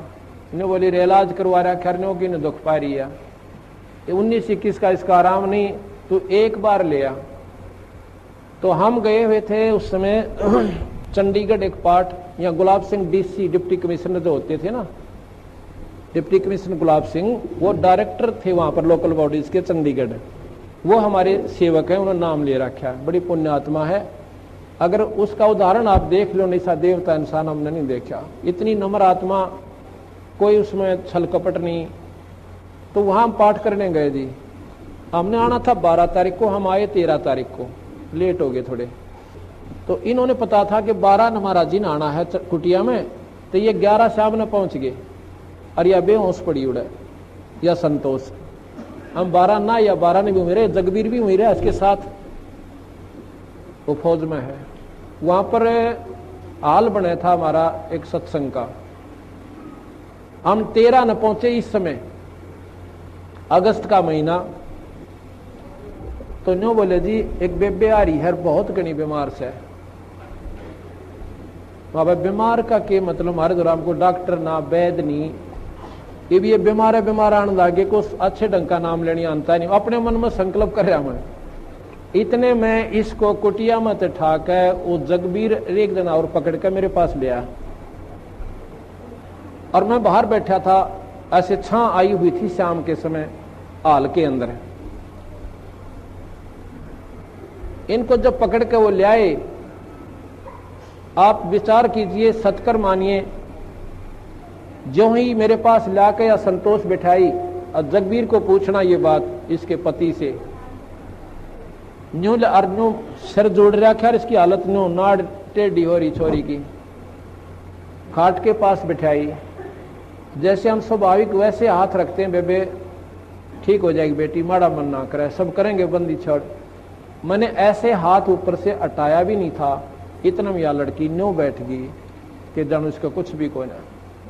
बोल सतगुरुदेव, बंदी छोड़ कबीर साहेब। वो बोला जा बेटी सेवा करवा। वहां पर सेवा चल रही थी, सेवक थे, मिस्त्री थे, उनकी रोटी बनानी थी। छोरी ने डट कर रोटी बनवाई, सारा काम करवाया, अगले दिन सारा काम करवाया। भाई और बहनों, ऐसे ऐसे ना जाने कितने उदाहरण गुरुदेव की संगत में हैं, ना जाने कितने उदाहरण धरती पर वही अल्लाह प्रकट है। सिकंदर ने कहा कि पहले तो अल्लाह ऐसे कि मेरा रोग ऐसा था कि किसी से भी ठीक नहीं हो रहा था, इस कबीर प्रभु ने हाथ ही लगाया था, मैं स्वस्थ हो गया। शेख तकी ने कहा कि ये जादूगर होते हैं। सिकंदर ने फिर कहा दूसरा भगवान ऐसे है कि मैंने उनके गुरुदेव का सिर काट दिया था और उन्होंने उसे मेरी आंखों के सामने तुरंत जीवित कर दिया। शेख तकी ने कहा कि अगर ये कबीर अल्लाह है तो मैं इसकी परीक्षा लूंगा। यदि कबीर जी मेरे सामने कोई मुर्दा जीवित करें तो इसे अल्लाह मान लूंगा, नहीं तो दिल्ली जाकर मैं पूरे मुसलमान समाज को कह दूंगा कि ये राजा हिंदू हो गया है। सिकंदर लोदी डर गया कि कहीं ऐसा ना हो कि ये जाते ही राज मेरा पलट दे। राज को देने वाला पास बैठा है और उस मूर्ख से डर रहा है। क्या लिख रहे हैं गुरुदेव कि सिकंदर लोदी को जिसने राज्य दिया था उसकी भक्ति के प्रतिफल में, वो कबीर भगवान तो उसके साथ में था और उस पीर से डर गया। भाई और बहनों, इसी प्रकार हमें जीवन देने वाला, हमें श्वासें देने वाला और हमें हर प्रकार से अपनी आगोश में लेकर, अपनी गोद में लेकर हमारी सुरक्षा करने वाला कबीर भगवान पल पल आप और हमारे साथ है। शब्द रूप में आप और हमारे घट में विराजमान है, हमारे घर में विराजमान है। यदि हम मर्यादा में रह के भक्ति करेंगे, परमात्मा कर्म का कांटा भी नहीं लगने देगा। कांटा भी संत शरण में आने से आई बले टला, जय मस्तक में सूली हो कांटे में टल जा। वर्तमान में तो परमात्मा कांटा भी नहीं लगने देगा अपनी आत्मा को। फिर भला हम क्यों डरें, किससे डरें, क्यों हम किसी की चापलूसी करें, क्यों हम दो कोडी के राजनेताओं की रैलियों में धक्के खाएं, क्यों हम लोकलाज में आकर अपनी मर्यादा तोड़ें। तो क्या कहा गुरुदेव ने, राज को देने वाला पास बैठा है और उस मूर्ख से डर लगता है। राजा ने शेख तकी से कहा कि आप कैसे प्रसन्न होंगे। शेख तकी ने कहा कि मैं तब प्रसन्न होऊंगा जब मेरे सामने ये कबीर कोई मुर्दा जीवित कर दे। साहिब से प्रार्थना हुई तो कबीर साहिब ने कहा कि ठीक है। कबीर साहिब ने सोचा कि ये अनाड़ी आत्मा शेख तकी है, अगर ये मेरी बात मान गया तो आधे से ज्यादा मुसलमान इसकी बात स्वीकार करते हैं, क्योंकि ये दिल्ली के बादशाह का पीर है। और अगर ये सही ढंग से मुसलमानों को बता देगा तो बेचारी भोली आत्माएं इन गुरुओं पर आधारित होती हैं, वो इनके जाल से बाहर निकल जाएंगी। इसलिए कहा कि ठीक है, शेख तकी ढूंढ ले कोई मुर्दा। सुबह एक 10-12 वर्ष की आयु के लड़के का शव पानी में तैरता हुआ आ रहा था। शेख तकी ने कहा कि वह आ रहा है मुर्दा, इसे जिंदा कर दो। कबीर साहब ने कहा पहले आप प्रयत्न करो, कहीं फिर पीछे नंबर बनाओ। उपस्थित मंत्रियों तथा सैनिकों ने कहा कि पीर जी आप कोशिश करके देख लो। शेख तकी जंतर मंतर करता रहा, इतने में वह मुर्दा 3 फरलांग आगे चला गया। 3 फरलांग यानी 400-500 मीटर आगे चला गया। शेख तकी ने कहा कि यह कबीर चाहता था कि यह बड़ा सिर से टल जाए। कभी मुर्दे जिंदे होते हैं, मुर्दे तो कयामत के समय ही जीवित होते हैं। कबीर साहब बोले महात्मा जी आप बैठ जाओ, शांति करो। कबीर साहब ने उस मुर्दे को हाथ से वापस आने का संकेत किया। 12 वर्षीय बच्चे का मरा हुआ शरीर दरिया के पानी के बहाव के विपरीत चलकर कबीर जी के सामने आके रुक गया। पानी की लहर नीचे जा रही है और शव ऊपर रुका हुआ था। कबीर साहब ने कहा कि हे जीवात्मा जहां भी है, कबीर हुक्म से मुर्दे में प्रवेश कर और बाहर आ। कबीर साहब ने इतना ही कहा था कि शव में कंपन हुई तथा जीवित होकर बाहर आ गया। कबीर साहब के चरणों में दंडोत प्रणाम किया। बोलो कबीर परमेश्वर सतगुरु रामपाल जी भगवान की जय हो। सर्व उपस्थित जनों ने कहा कि कबीर साहब ने तो कमाल कर दिया। उस लड़के का नाम कमाल रखा गया। लड़के को अपने साथ रखा किसने? कबीर परमात्मा जी ने। अपने बच्चे की तरह पालन पोषण किया और नाम दिया। उसके बाद दिल्ली में आ गए। सभी को पता चला कि ये लड़का जो इनके साथ है ये परमेश्वर कबीर साहब ने जीवित किया है। दूर तक बात फैल गई। शेख तकी की तो मासी मर गई। सोचा ये कबीर अच्छा दुश्मन हुआ, इसकी तो और ज्यादा महिमा हो गई। शेख तकी की ईर्ष्या बढ़ती ही चली गई। उसकी 13 वर्षीय लड़की को मृत्यु पश्चात कब्र में जमीन में दबा रखा था। शेख तकी ने कहा, यदि कबीर मेरी लड़की को जो कब्र में दफना रखी है अगर उसको जीवित करेगा तो मैं इसे अल्लाह मानूंगा। शेख तकी की मरी हुई लड़की कमाली को जीवित करना। शेख तकी ने देखा कि यह कबीर तो किसी प्रकार भी काबू में नहीं आ रहा। तब शेख तकी ने जनता से कहा कि यह कबीर तो जादूगर है। ऐसे ही जंतर मंत्र दिखाकर इसने बादशाह सिकंदर की बुद्धि भ्रष्ट कर रखी है। सारे मुसलमानों से कहा कि तुम मेरा साथ दो वरना बात बिगड़ जाएगी। भोले मुसलमानों ने कहा, पीर जी हम तेरे साथ हैं, जैसा तू कहेगा ऐसा ही करेंगे। शेख तकी ने कहा, इस कबीर को तब प्रभु मानेंगे जब मेरी लड़की को जीवित कर देगा जो कब्र में दबी हुई है। पूज्य कबीर साहिब से प्रार्थना हुई। कबीर साहिब ने सोचा ये नादान आत्मा ऐसे ही मान जाए, क्योंकि ये सभी जीव आत्माएं कबीर साहिब के बच्चे हैं। ये तो काल ने धर्म का हमारे ऊपर कवर चढ़ा रखा है, एक दूसरे के दुश्मन बना रखे हैं। शेख तकी की लड़की का शव कब्र में रखा था। शेख तकी ने कहा कि यदि मेरी लड़की को जीवित कर दे तो हम इस कबीर को अल्लाह स्वीकार कर लेंगे और सभी जगह डिंडोरा पिटवा दूंगा कि ये कबीर जी भगवान है। कबीर साहिब ने कहा कि ठीक है। वह दिन निश्चित हुआ। कबीर साहिब ने कहा कि सभी जगह सूचना दे दो, कहीं फिर किसी को शंका ना रह जाए। हजारों की संख्या में वहां पर भगत आत्मा दर्शनार्थ एकत्रित हुई। कबीर साहिब ने कब्र खुदवाई, उसमें एक 12-13 वर्ष की लड़की का शव रखा हुआ था। कबीर साहिब ने शेख तकी से कहा कि पहले आप जीवित कर लो। सभी उपस्थित जनों ने कहा कि महाराज जी, यदि इसके पास कोई ऐसी शक्ति होती तो अपने बच्चे को कौन मरने देता है? अपने बच्चे की जान के लिए व्यक्ति अपना तन मन धन लगा देता है। हे दीनदयाल, आप कृपया करो। पूज्य कबीर परमेश्वर ने कहा कि हे शेख तकी की लड़की जीवित हो जा। 3 बार कहा लेकिन लड़की जीवित नहीं हुई। शेख तकी ने तो भंगड़ा पा दिया। यानी परमात्मा सारी जनता के सामने शेख तकी की नीचता को दिखाना चाहते थे कि ये शेख तकी राग द्वेष ईर्ष्या में कितना पागल हो चुका है, कितना पागल हो चुका है परमात्मा को नीचा दिखाने में। शेख तकी ने तो भंगड़ा पा दिया, नाचे कूदे कि देखा न पाखंडी का पाखंड पकड़ा गया। कबीर साहिब उसको नचाना चाहते थे कि इसको नाचने दे। कबीर, राज तजना सहज है, सहज नारी का ने मान बढ़ाई ईर्ष्या दुर्लभ तजना। ये मान बढ़ाई ईर्ष्या का रोग बहुत भयानक है। अपनी लड़की के जीवित न होने का दुख नहीं, कबीर साहिब की पराजय की खुशी मना रहा था। कबीर साहिब ने कहा कि बैठ जाओ महात्मा जी, शांति रखो। कबीर साहिब ने आदेश दिया कि हे जीवात्मा जहां भी है, कबीर आदेश से इस शव में प्रवेश करो और बाहर आओ। कबीर साहिब का कहना ही था कि इतने में शव में कंपन हुआ और वह लड़की जीवित होकर बाहर आई। कबीर साहिब के चरणों में दंडवत प्रणाम किया। बोलो सतगुरुदेव भगवान की जय हो।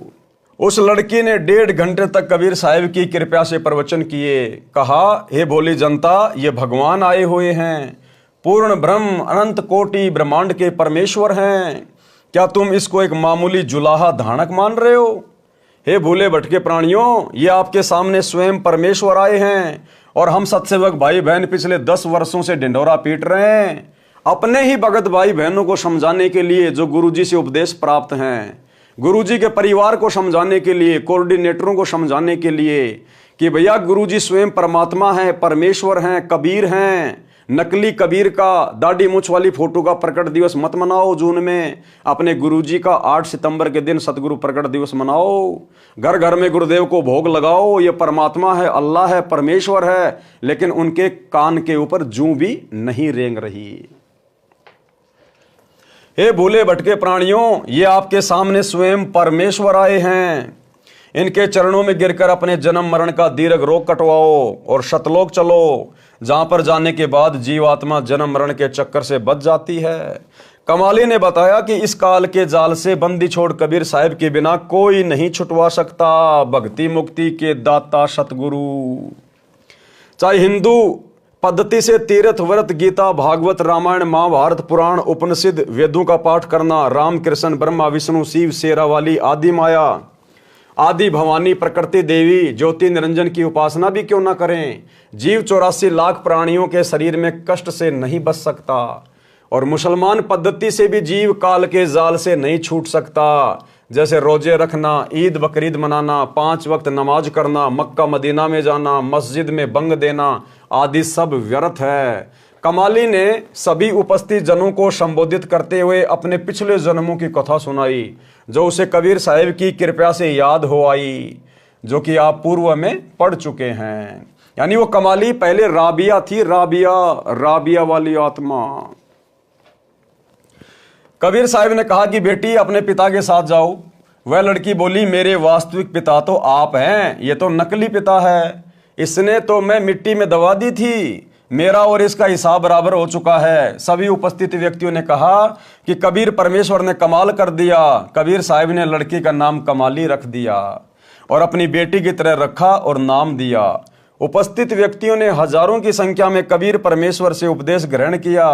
अब शेख तकी ने सोचा कि यह तो और भी बात बिगड़ गई, मेरी तो सारी प्रभुता गई। भाइयों और बहनों, एक छोटा सा सत्संग, ताकि हमें दृढ़ विश्वास हो कि कमाल और कमाली को किसने जीवित किया था, कौन है वो कबीर वर्तमान में। एक छोटा सा सत्संग जिसमें गुरुदेव भगवान कह रहे हैं, इसी घटना का जिक्र करते हुए कमाल को जिंदा करना, कमाली को जिंदा करना। तो गुरुदेव कह रहे हैं, ये तो हमने आंखों से देखा है, कमाल को जीवित करना और कमाली को जीवित करना, इन घटनाओं को तो हमने आंखों देखा है और कानों सुना है। क्या कह रहे हैं गुरुदेव? कि हमने आंखों देखा है और कानों सुना है। तो कौन हुए सतगुरु रामपाल जी भगवान, जिन्होंने उस घटना को आंखों देखा और कानों सुना? स्वयं कबीर परमात्मा, जिन्होंने 650 साल पहले मृत कमाल को और मृत कमाली को मुर्दे से जिंदा किया। सुनिए। अब परमात्मा कबीर जी का भेद है वेदों में, वो क्या करता है? जैसा कि अभी गरीबदास साहिब जी ने अपने भगवान कबीर जी के बारे में बताया कि सतगुर जो चाहे सो करही, जो चाहे सो करही, 14 कोट दूत जम डरही, ऊत भूत जम त्रास निवारे, और चित्रगुप्त के इस काल धर्मराज के कागज पाड़े। अब जैसा आपने सुना कि कबीर परमेश्वर ने, एक कमाल नाम का लड़का मुर्दा था, दरिया में बहता हुआ जा रहा था। शेख तकी, जो सिकंदर लोधी राजा दिल्ली के बादशाह का धार्मिक गुरु था,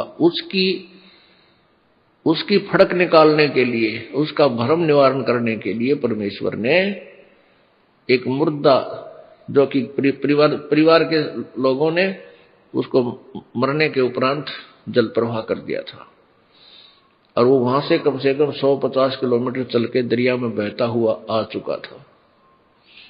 उसको जीवित किया, धर्मराज के दरबार से छुड़वा लाए वो परमात्मा। ऐसे ही एक शेख तकी, जो धार्मिक पीर था सिकंदर लोधी राजा का, उसने आखिर में ये शर्त रख दी कि मैं कबीर को अल्लाह तब मानूंगा जब ये मेरी लड़की को जीवित कर दे, जो कब्र में दबा रखी है। मृत्यु हो चुकी थी 12-13 वर्ष की कन्या की, और वो एक कब्र में दबा रखी थी। महीना सारा हो गया था, महीना 20 दिन हो गए थे। तब परमेश्वर ने कई हजार व्यक्तियों के सामने, राजा सिकंदर लोधी के सामने और पीर के सामने वो कब्र फड़वा के और कहा था, हे जीवात्मा जहां भी है, कबीर हुक्म से वापस आ, इस शरीर में प्रवेश कर बेटी बाहर आ। तुरंत ही वो लड़की जीवित होकर के परमात्मा के चरणों में दंडवत प्रणाम किया। बोलो सतगुरुदेव। तो ये तो परमात्मा की लीला प्रत्यक्ष हमने सुनी और देखी है। अब वेद गवाही दे रहे हैं इसकी। सिकंदर लोधी बादशाह का ऐसा दे जलन का रोग ठीक करना। एक बार दिल्ली के बादशाह सिकंदर लोधी को जलन का रोग हो गया। जलन का रोग ऐसा होता है जैसे किसी का आग में हाथ जल जाए, उसमें पीड़ा बहुत होती है। जलन के रोग में कहीं से शरीर जला दिखाई नहीं देता, परंतु पीड़ा अधिक होती है। उसको जलन का रोग कहते हैं। जब प्राणी के पाप बढ़ जाते हैं तो दवा भी व्यर्थ हो जाती है। दिल्ली के बादशाह सिकंदर लोधी के साथ भी वही हुआ। सभी प्रकार की औषधि सेवन की, बड़े बड़े वैद्य बुला लिए और मुंह बोला इनाम रख दिया कि मुझे ठीक कर दो, जो मांगोगे वही दूंगा। दुख में व्यक्ति पता नहीं क्या संकल्प कर लेता है। सभी उपाय निष्फल हुए। उसके बाद अपने धार्मिक काजी, मुल्ला, संतों आदि सबसे अपना आध्यात्मिक इलाज करवाया, परंतु सब असफल रहा।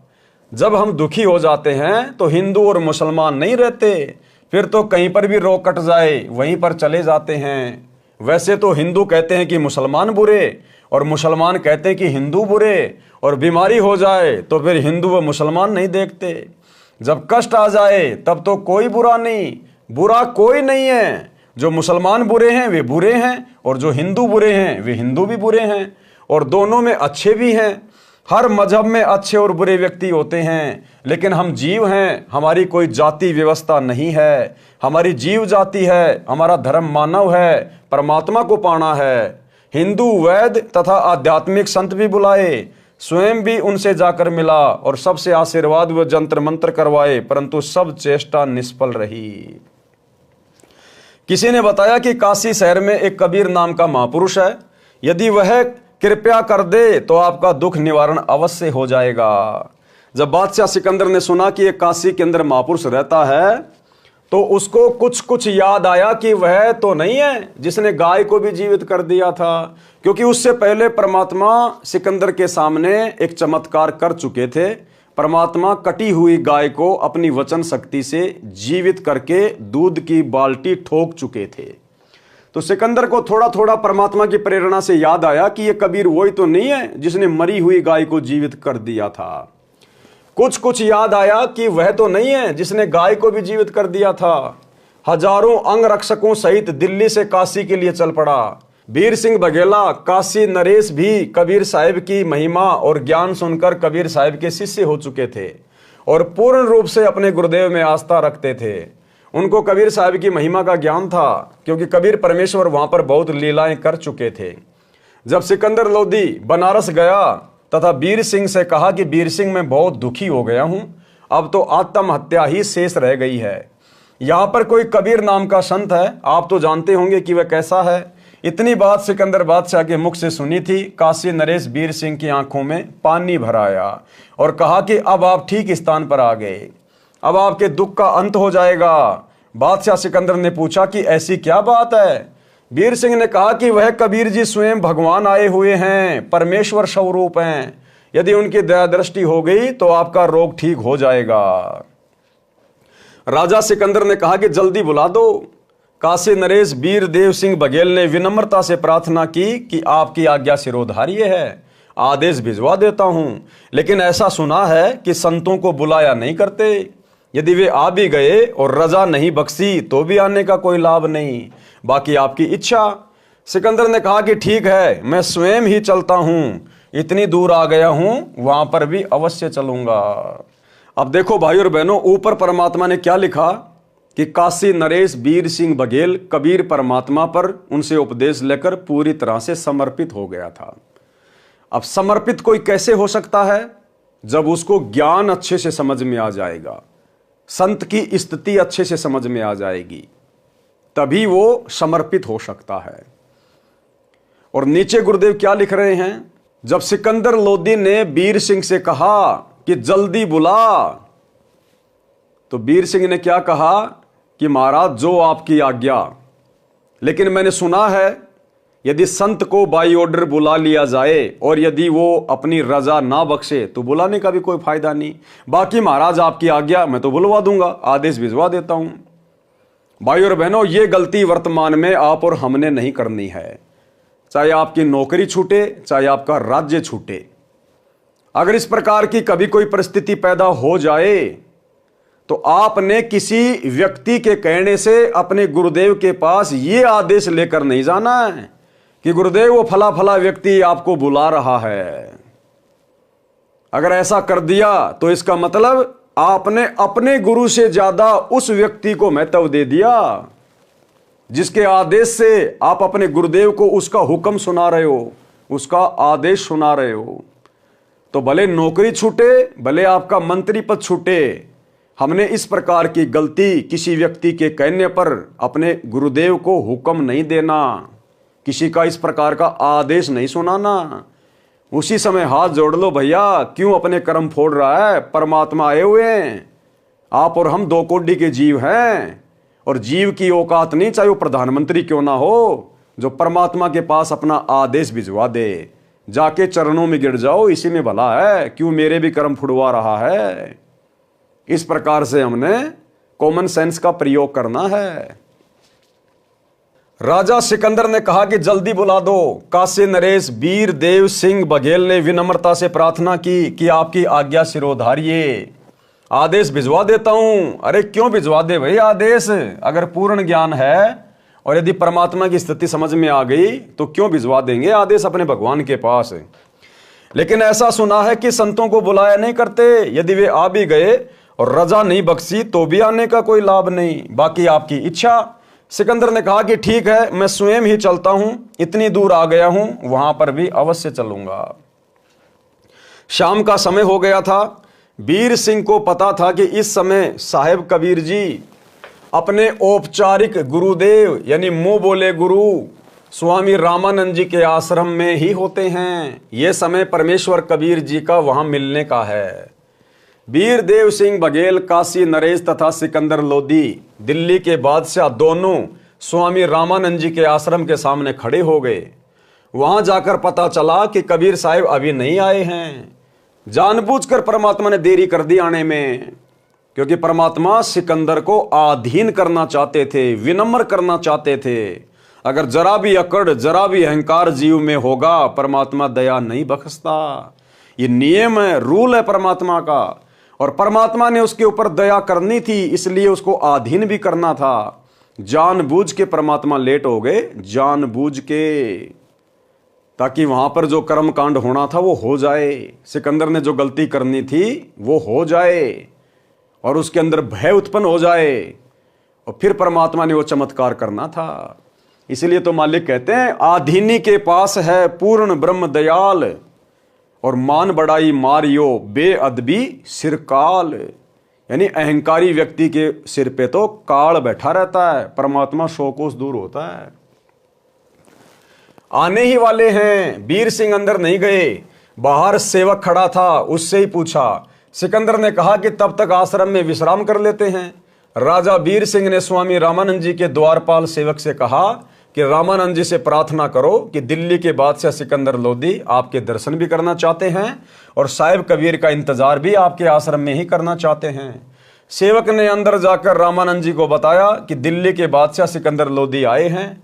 रामानंद जी मुसलमानों से घृणा करते थे। रामानंद जी ने कहा कि मैं इन मलेच्छों मुसलमानों की शक्ल भी नहीं देखना चाहता। अब भाई और बहनों, कहां तो रामानंद भी तो कबीर परमात्मा का भगत था, और दिल्ली का बादशाह चलकर आश्रम में आ रहा था, लेकिन रामानंद ने उनको एंट्री नहीं दी। उस भगत ने अपने आश्रम में राजनेताओं को एंट्री नहीं दी। भले ही वो मुसलमानों से घृणा करता था, लेकिन उसके बावजूद भी उसने मुसलमान को एंट्री नहीं दी, मुसलमान राजा को, जो कि राजा था। जैसे आज वर्तमान में भारत का प्रधानमंत्री नरेंद्र मोदी है, इसी प्रकार उस समय वो भारत का प्रधानमंत्री था सिकंदर लोधी। उस भगत ने अपने आश्रम में उसको एंट्री नहीं दी। और वर्तमान में क्या हो रहा है? वर्तमान में गुरुदेव का परिवार, ये कोऑर्डिनेटर सतगुरु रामपाल जी के भगत जो सतलोक आश्रमों से जुड़े हुए हैं, बिन बुलाए मेहमान की तरह 2 कोडी के राजनेताओं की रैलियों में जा जाके धक्के खा रहे हैं। 2 कोडी के राजनेताओं की रैलियों में धक्के। अरे रामानंद ने तो चलो इस कारण से उस प्रधानमंत्री को, राजा को अपने आश्रम में एंट्री नहीं दी, क्योंकि वो मुसलमानों से नफरत करता था। तो इसी प्रकार आप और हम भगत भाई बहन अपने गुरुजी के वचन में बंधे हुए हैं कि भक्तों का राजनीति से कोई मेल नहीं है। भक्ति में राजनीति हानि का सौदा है। हमने राजनेताओं के पीछे नहीं दौड़ना है। हमने इस आधार से 2 कोडी के राजनेताओं के पीछे नहीं दौड़ना चाहिए, लेकिन इसके बावजूद भी अपने गुरुजी की मर्यादाओं को तुड़वाकर संगत को 2 कोडी के राजनेताओं से जोड़ा जा रहा है।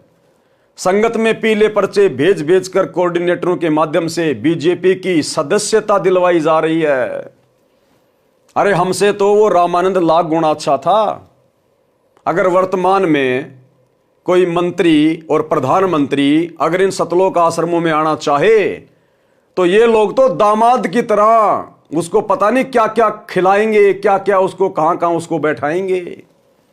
भाई जब ये राजनेताओं की रैलियों में बिना बुलाए मेहमान की तरह भक्तों को भेज देते हैं, तो सोचो अगर इनके आश्रम में कोई राजनेता आ गया वर्तमान में, तो ये गुरुदेव का परिवार तो अपनी पलके बिछा देगा उनके स्वागत में, अपना कलेजा निकाल के खिला देगा उनको, क्योंकि इनको तो राजनेता पार करेंगे, इनको तो मान बढ़ाई चाहिए, इनको भक्ति नहीं चाहिए।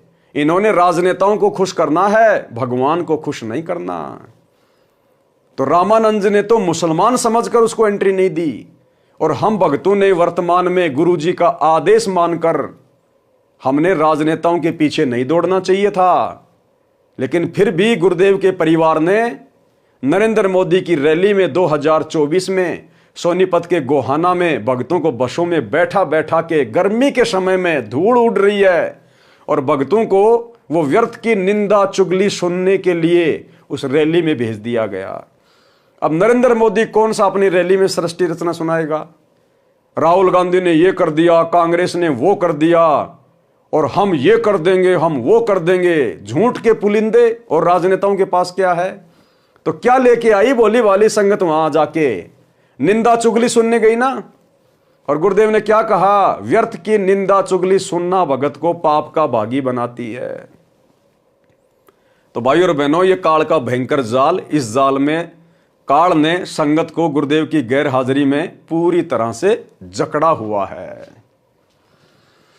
रामानंद जी ने कहा कि मैं इन मलेच्छों मुसलमानों की शक्ल भी नहीं देखना चाहता, कह दो कि बाहर बैठ जाएगा। जब सिकंदर लोदी ने यह सुना तो क्रोध में भरकर, क्योंकि राजा में अहंकार बहुत होता है और वो दिल्ली का बादशाह, कहा कि ये 2 कोड़ी का महात्मा दिल्ली के बादशाह का अनादर कर सकता है, तो साधारण मुसलमान के साथ ये कैसा व्यवहार करता होगा, इसको मजा चखा दूं। रामानंद जी अलग आसन पर बैठे थे। सिकंदर लोदी ने जाकर रामानंद जी की गर्दन तलवार से काट दी, वापस चल पड़ा। और फिर उसको याद आया कि मैं जिस कार्य के लिए आया था और वह काम अब पूरा नहीं होगा। कहा कि वीर सिंह, देख मैं क्या जुल्म कर बैठा, मेरे बहुत बुरे दिन हैं, चाहता हूं अच्छा करना और होता है बुरा। कबीर साहिब के गुरुदेव की हत्या कर दी, अब वे कभी भी मेरे ऊपर दया दृष्टि नहीं करेंगे। मुझे तो ये दुख भोग कर ही मरना पड़ेगा, मैं बहुत पापी जीव हूं। ये कहता हुआ आश्रम से बाहर की ओर चल पड़ा। वीर सिंह अपने बादशाह के आगे क्या बोलता? जो ही आश्रम से बाहर आए, कबीर साहिब आते दिखाई दिए। वीर सिंह ने कहा कि महाराज जी, मेरे गुरुदेव कबीर साहिब आ गए। जो ही कबीर साहिब थोड़ी दूर रह गए, वीर सिंह ने जमीन पर लेटकर उनको दंडवत प्रणाम किया। अब सिकंदर बहुत घबराया हुआ था, अगर उसने ये जुल्म नहीं किया होता तो वह दंडवत नहीं करता, और दंडवत नहीं करता तो साहिब उस पर रजा भी नहीं बख्श पाते, क्योंकि वह नियम होता है। अब ये जुल्म परमात्मा ने अपनी मर्जी से जानबूझ के करवाया, जानबूझ के। सिकंदर लोधी के भाग्य में रामानंद की गर्दन काटना नहीं था। जिस प्रकार से सम्मन के हाथ से अपने बेटे की गर्दन काटना नहीं लिखा हुआ था, उनकी परीक्षा के लिए परमात्मा ने परिस्थितियां बनाई, क्योंकि मालिक को पता था कि सिकंदर लोधी को जलन का रोग है और ये मेरे पिछले जन्मों की आत्मा है, और वर्तमान में मुझे एक उदाहरण पेश करना है। तो परमेश्वर ने जानबूझकर परिस्थितियां ऐसी पैदा कर दी, तो परमात्मा ने जानबूझ के परिस्थितियां ऐसी बना दी कि यदि सिकंदर लोधी का जलन का रोग ठीक करना है तो पहले उसको आधीनी भाव में लाना पड़ेगा। तो परमात्मा ने ऐसी प्रेरणा कर दी, पंडित रामानंद जी में एकदम से उखड़ गया कि मुसलमानों की नो एंट्री। उधर से सिकंदर लोधी को गुस्सा आ गया, उसने जाकर पंडित जी की गर्दन काट दी। अब पंडित रामानंद जी को भी परमात्मा ने शिक्षा देनी थी कि भैया, एक तरफ तो तू भक्ति कर रहा है और मुसलमानों से तू राग द्वेष करता है, तेरी भक्ति सफल कैसे होगी? अरे मुसलमान क्या परमात्मा के बच्चे नहीं है क्या? ये भी तो उसी अल्लाह की रूह है। अगर तुम भक्ति करते करते हिंदू मुसलमानों को अलग अलग देखोगे, एक दूसरे का विरोध करोगे, तो कैसे मोक्ष प्राप्त करोगे? तो परमात्मा ने पंडित रामानंद जी को भी शिक्षा देनी थी, और उधर सिकंदर का जलन का रोग ठीक करने के लिए उसको आधीन करना था। तो जैसे ही कबीर परमात्मा आश्रम में आए और राजा वीर देव सिंह बघेल ने दंडवत प्रणाम किया, तो साथ में घबरा कर कि भैया कबीर तो बड़ा सिद्धि वाला है, जब इसने मरी हुई गाय को जीवित कर दिया और जब इसको पता चलेगा कि मैंने इसके गुरुजी की गर्दन काट दी तो ना जाने ये मेरे साथ में क्या करेगा। डर कर और मुकुट समेत परमात्मा को उसने भी दंडवत प्रणाम किया, और इतना झुके बिना परमात्मा दया नहीं करता। वीर सिंह ने कहा कि महाराज जी मेरे गुरुदेव कबीर साहब आ गए। जो ही कबीर साहब थोड़ी दूर रह गए, वीर सिंह ने जमीन पर लेटकर उनको दंडवत प्रणाम किया। अब सिकंदर बहुत घबराया हुआ था। अगर उसने ये जुल्म नहीं किया होता तो वह दंडवत नहीं करता, और दंडवत नहीं करता तो साहब उस पर रजा भी नहीं बख्श पाते, क्योंकि ये नियम होता है। और उधर से पंडित रामानंद जी को भी शिक्षा देनी थी। वो भी हिंदू मुसलमानों को दो समझ रहा था। भाई और बहनों, पंडित रामानंद जी को तो शिक्षा मिल गई। उसके बाद उसने तो मुसलमानों को अपना भाई मान लिया। लेकिन ये वर्तमान के भगत, तत्वज्ञानी भगत, कलयुग की बिचली पीढ़ी वाले भगत, ये कोऑर्डिनेटर सतगुरु रामपाल जी का परिवार, इन आश्रमों में जाने वाली भीड़, ये कब मुसलमानों को अपना भाई मानेगी, कब परमात्मा की आत्मा मानेगी। अभी कुछ ही दिन पहले बजरंग दल वाले, विश्व हिंदू परिषद वाले मध्य प्रदेश में बांग्लादेश के मुसलमानों के खिलाफ रैलियां निकाल रहे थे, नारेबाजी कर रहे थे। और इधर से सतलोक आश्रम मैनेजमेंट हरियाणा ने अपने कोऑर्डिनेटरों के माध्यम से हजारों की संगत को मध्य प्रदेश में बांग्लादेश के मुसलमानों के खिलाफ बजरंग दल वालों की रैलियों में बैठा दिया। अरे कहां गया तुम्हारा नारा जो तुम दुनिया में भोगते रहते हो, चिल्लाते रहते हो कि जीव हमारी जाति है, मानव धर्म हमारा, हिंदू मुस्लिम सिख ईसाई धर्म नहीं कोई न्यारा। कहां गया तुम्हारा नारा, कहां गया तुम्हारा ज्ञान। तुम्हारी बुद्धि को चूहे कुतर गए, चूहे। तुम्हें कुछ भी दिखाई नहीं देता। आज भी तुम्हें हिंदू मुसलमान दो दिखाई दे रहे हैं। आज भी तुम पक्ष और विपक्ष में पड़े हुए हो, जबकि परमात्मा ने कहा कि पक्षा पक्षी के कारण सब जग रहा बुलान। ये पूरा संसार तो जाति और धर्म में उलझा हुआ है, पक्ष और विपक्ष में उलझा हुआ है। पक्षा पक्षी के कारण, यानी पक्ष और विपक्ष के कारण सब जग रहा बुलान। अरे निष्पक्ष होके हरि बजय वो है भगत सुजान। सच्चा भगत तो वो है जो ना किसी में हिंदू देखे, ना किसी में मुसलमान देखे, सबको परमात्मा की आत्मा की दृष्टि से देखे। तो 650 साल पहले पंडित रामानंद जी के तो आंखें खोल दी परमात्मा ने, लेकिन आज इन लोगों की आंखें नहीं खुल रही, कलयुग की बिचली पीढ़ी वाले भक्तों की। इसलिए दास बारंबार इनको काल प्रेरित बोलता है, काल प्रेरित। परमात्मा कहते हैं अति आधीन दीन हो प्राणी, ताते कहिए ये अकथ कहानी। कि धर्मदास ये तत्व ज्ञान उस आत्मा को बताना जो इस ज्ञान को सुनने के लिए आतुर हो। अति आधीन दीन हो प्राणी, उसको कहिए ये अकथ कहानी। ऊंचे पात्र जल ना जाई, ताते नीचा हो जे भाई। आदिनी के पास है पूर्ण ब्रह्म दयाल, मान बढ़ाई मार ये बेअदबी सिरकाल। कबीर परमेश्वर ने यहां पर एक तीर से दो शिकार किए। स्वामी रामानंद जी में धर्म भेदभाव की भावना शेष थी, जैसे आज सतलोक आश्रम मैनेजमेंट हरियाणा में गुरुदेव के परिवार में इन कोऑर्डिनेटरों में धर्म भेदभाव की भावना शेष है, कूट कूट के भरी है। स्वामी रामानंद जी में धर्म भेदभाव की भावना शेष थी, वह भी निकालनी थी। रामानंद जी मुसलमानों को हिंदुओं से अभी भी भिन्न तथा हे मानते थे। सिकंदर में अहंकार की भावना थी, यदि वह नम्र नहीं होता तो कबीर साहब कृपया नहीं करते तथा सिकंदर स्वस्थ नहीं होता। वीर सिंह को देखकर तथा डरते हुए सिकंदर लोधी ने भी दंडवत प्रणाम किया।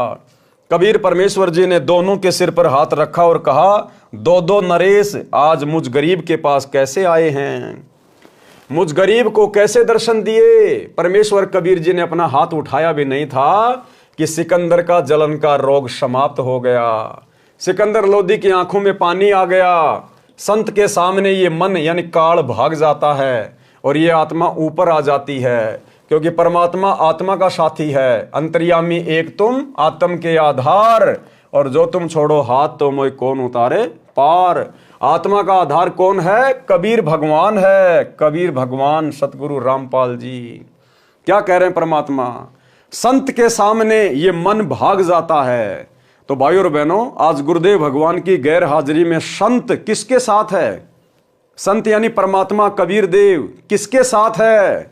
हम सतसेवकों के साथ है, जो काल हमारे आसपास भी नहीं फटक रहा। और इन आश्रमों में आए दिन वो काल इनके सिर पर बैठकर सारे कुकर्म भक्ति विरुद्ध कर्म करवा रहा है। स्वामी रामानंद जी को जीवित करना। सिकंदर लोदी ने पैर पकड़कर छोड़े नहीं और रोता ही रहा। परमेश्वर जाने जान होते हुए भी कबीर साहिब ने सिकंदर लोदी दिल्ली के बादशाह से पूछा, क्या बात है? सिकंदर ने कहा कि दाता, मैंने घोर अपराध कर दिया, आप मुझे क्षमा नहीं कर सकते। जिस काम के लिए मैं आया था वह असाध्य रोग तो आपके स्पर्श मात्र से ही ठीक हो गया। इस पापी को क्षमा कर दो। कबीर साहिब ने कहा, क्षमा कर दिया, ये तो बता हुआ क्या? सिकंदर ने कहा कि आप क्षमा नहीं कर सकते, मैंने ऐसा पाप किया है। कबीर साहब ने कहा कि क्षमा कर दिया। सिकंदर ने फिर कहा कि सच में माफ कर दिया?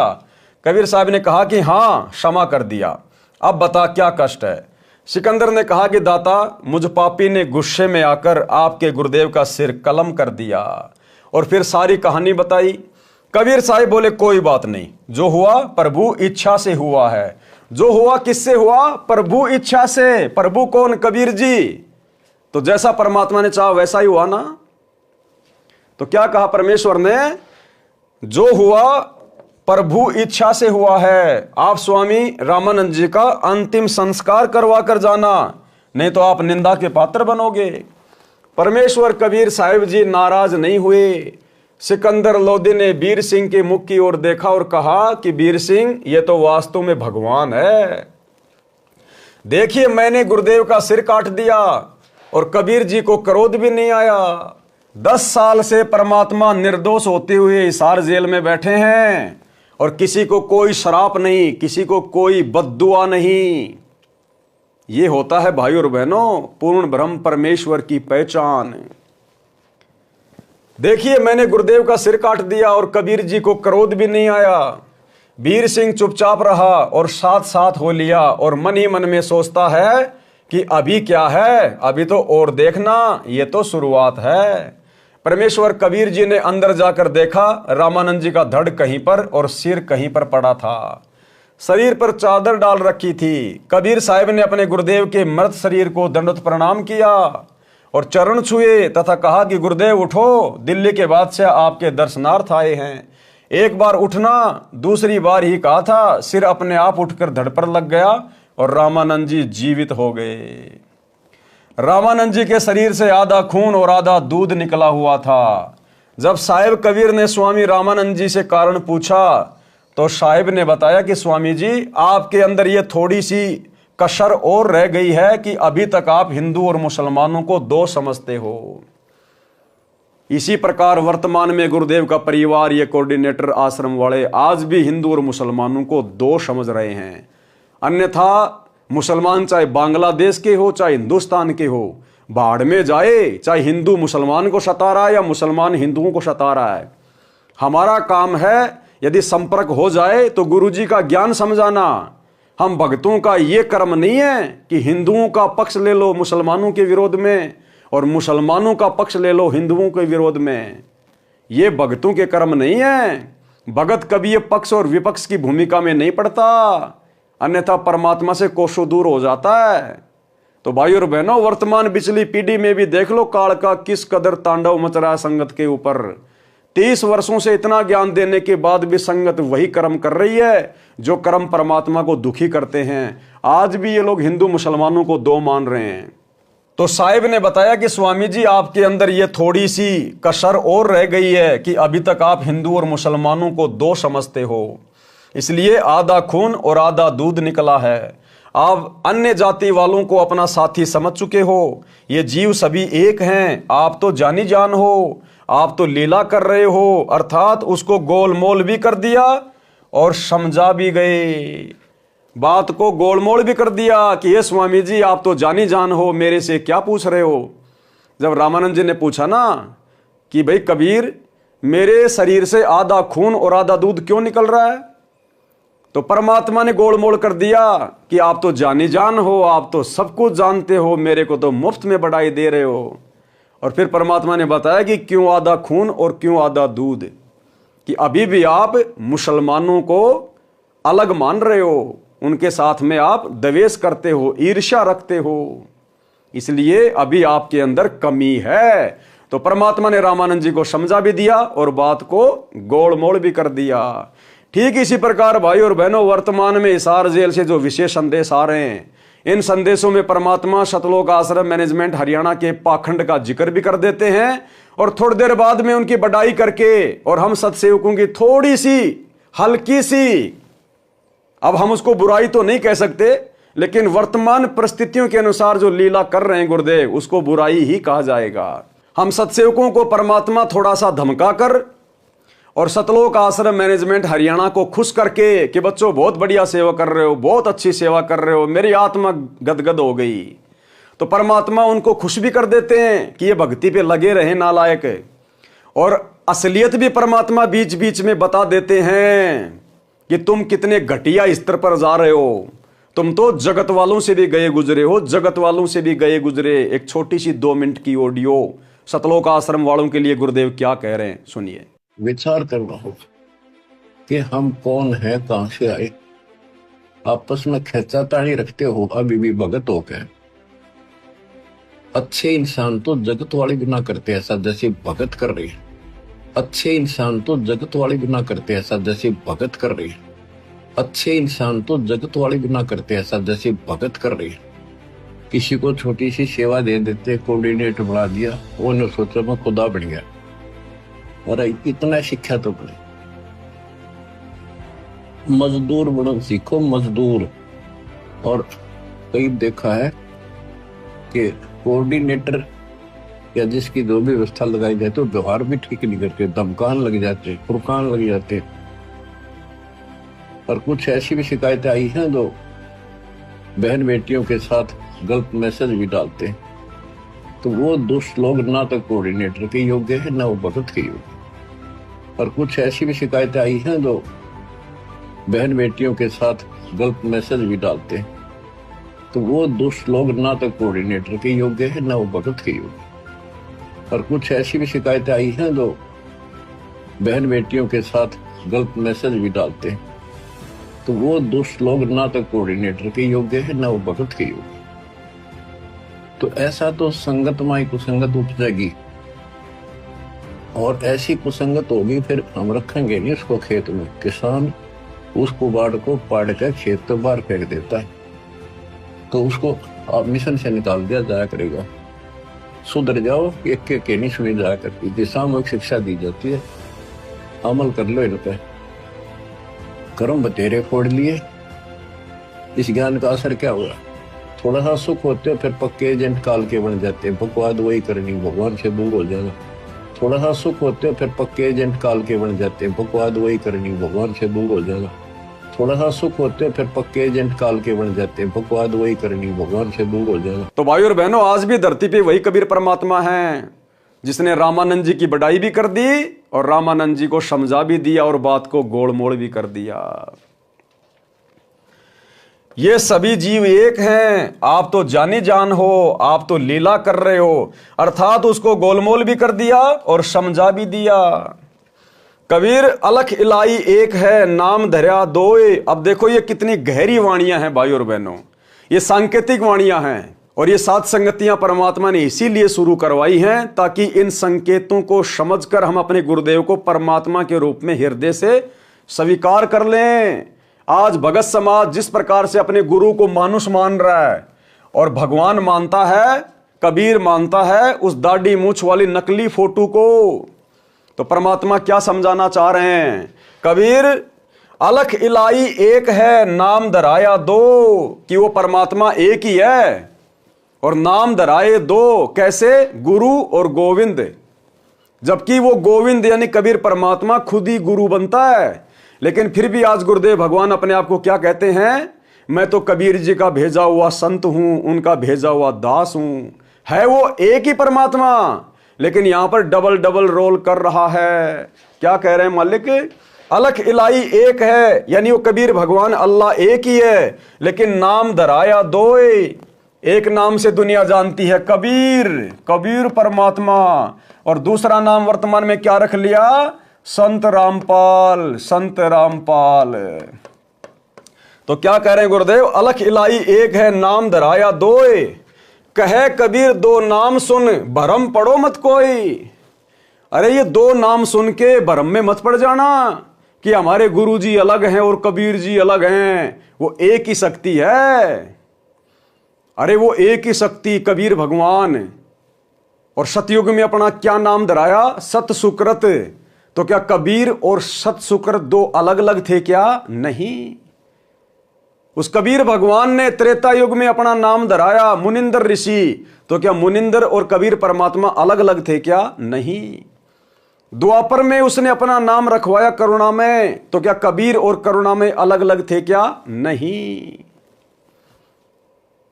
350 साल पहले अपना नाम रखवाया गरीबदास।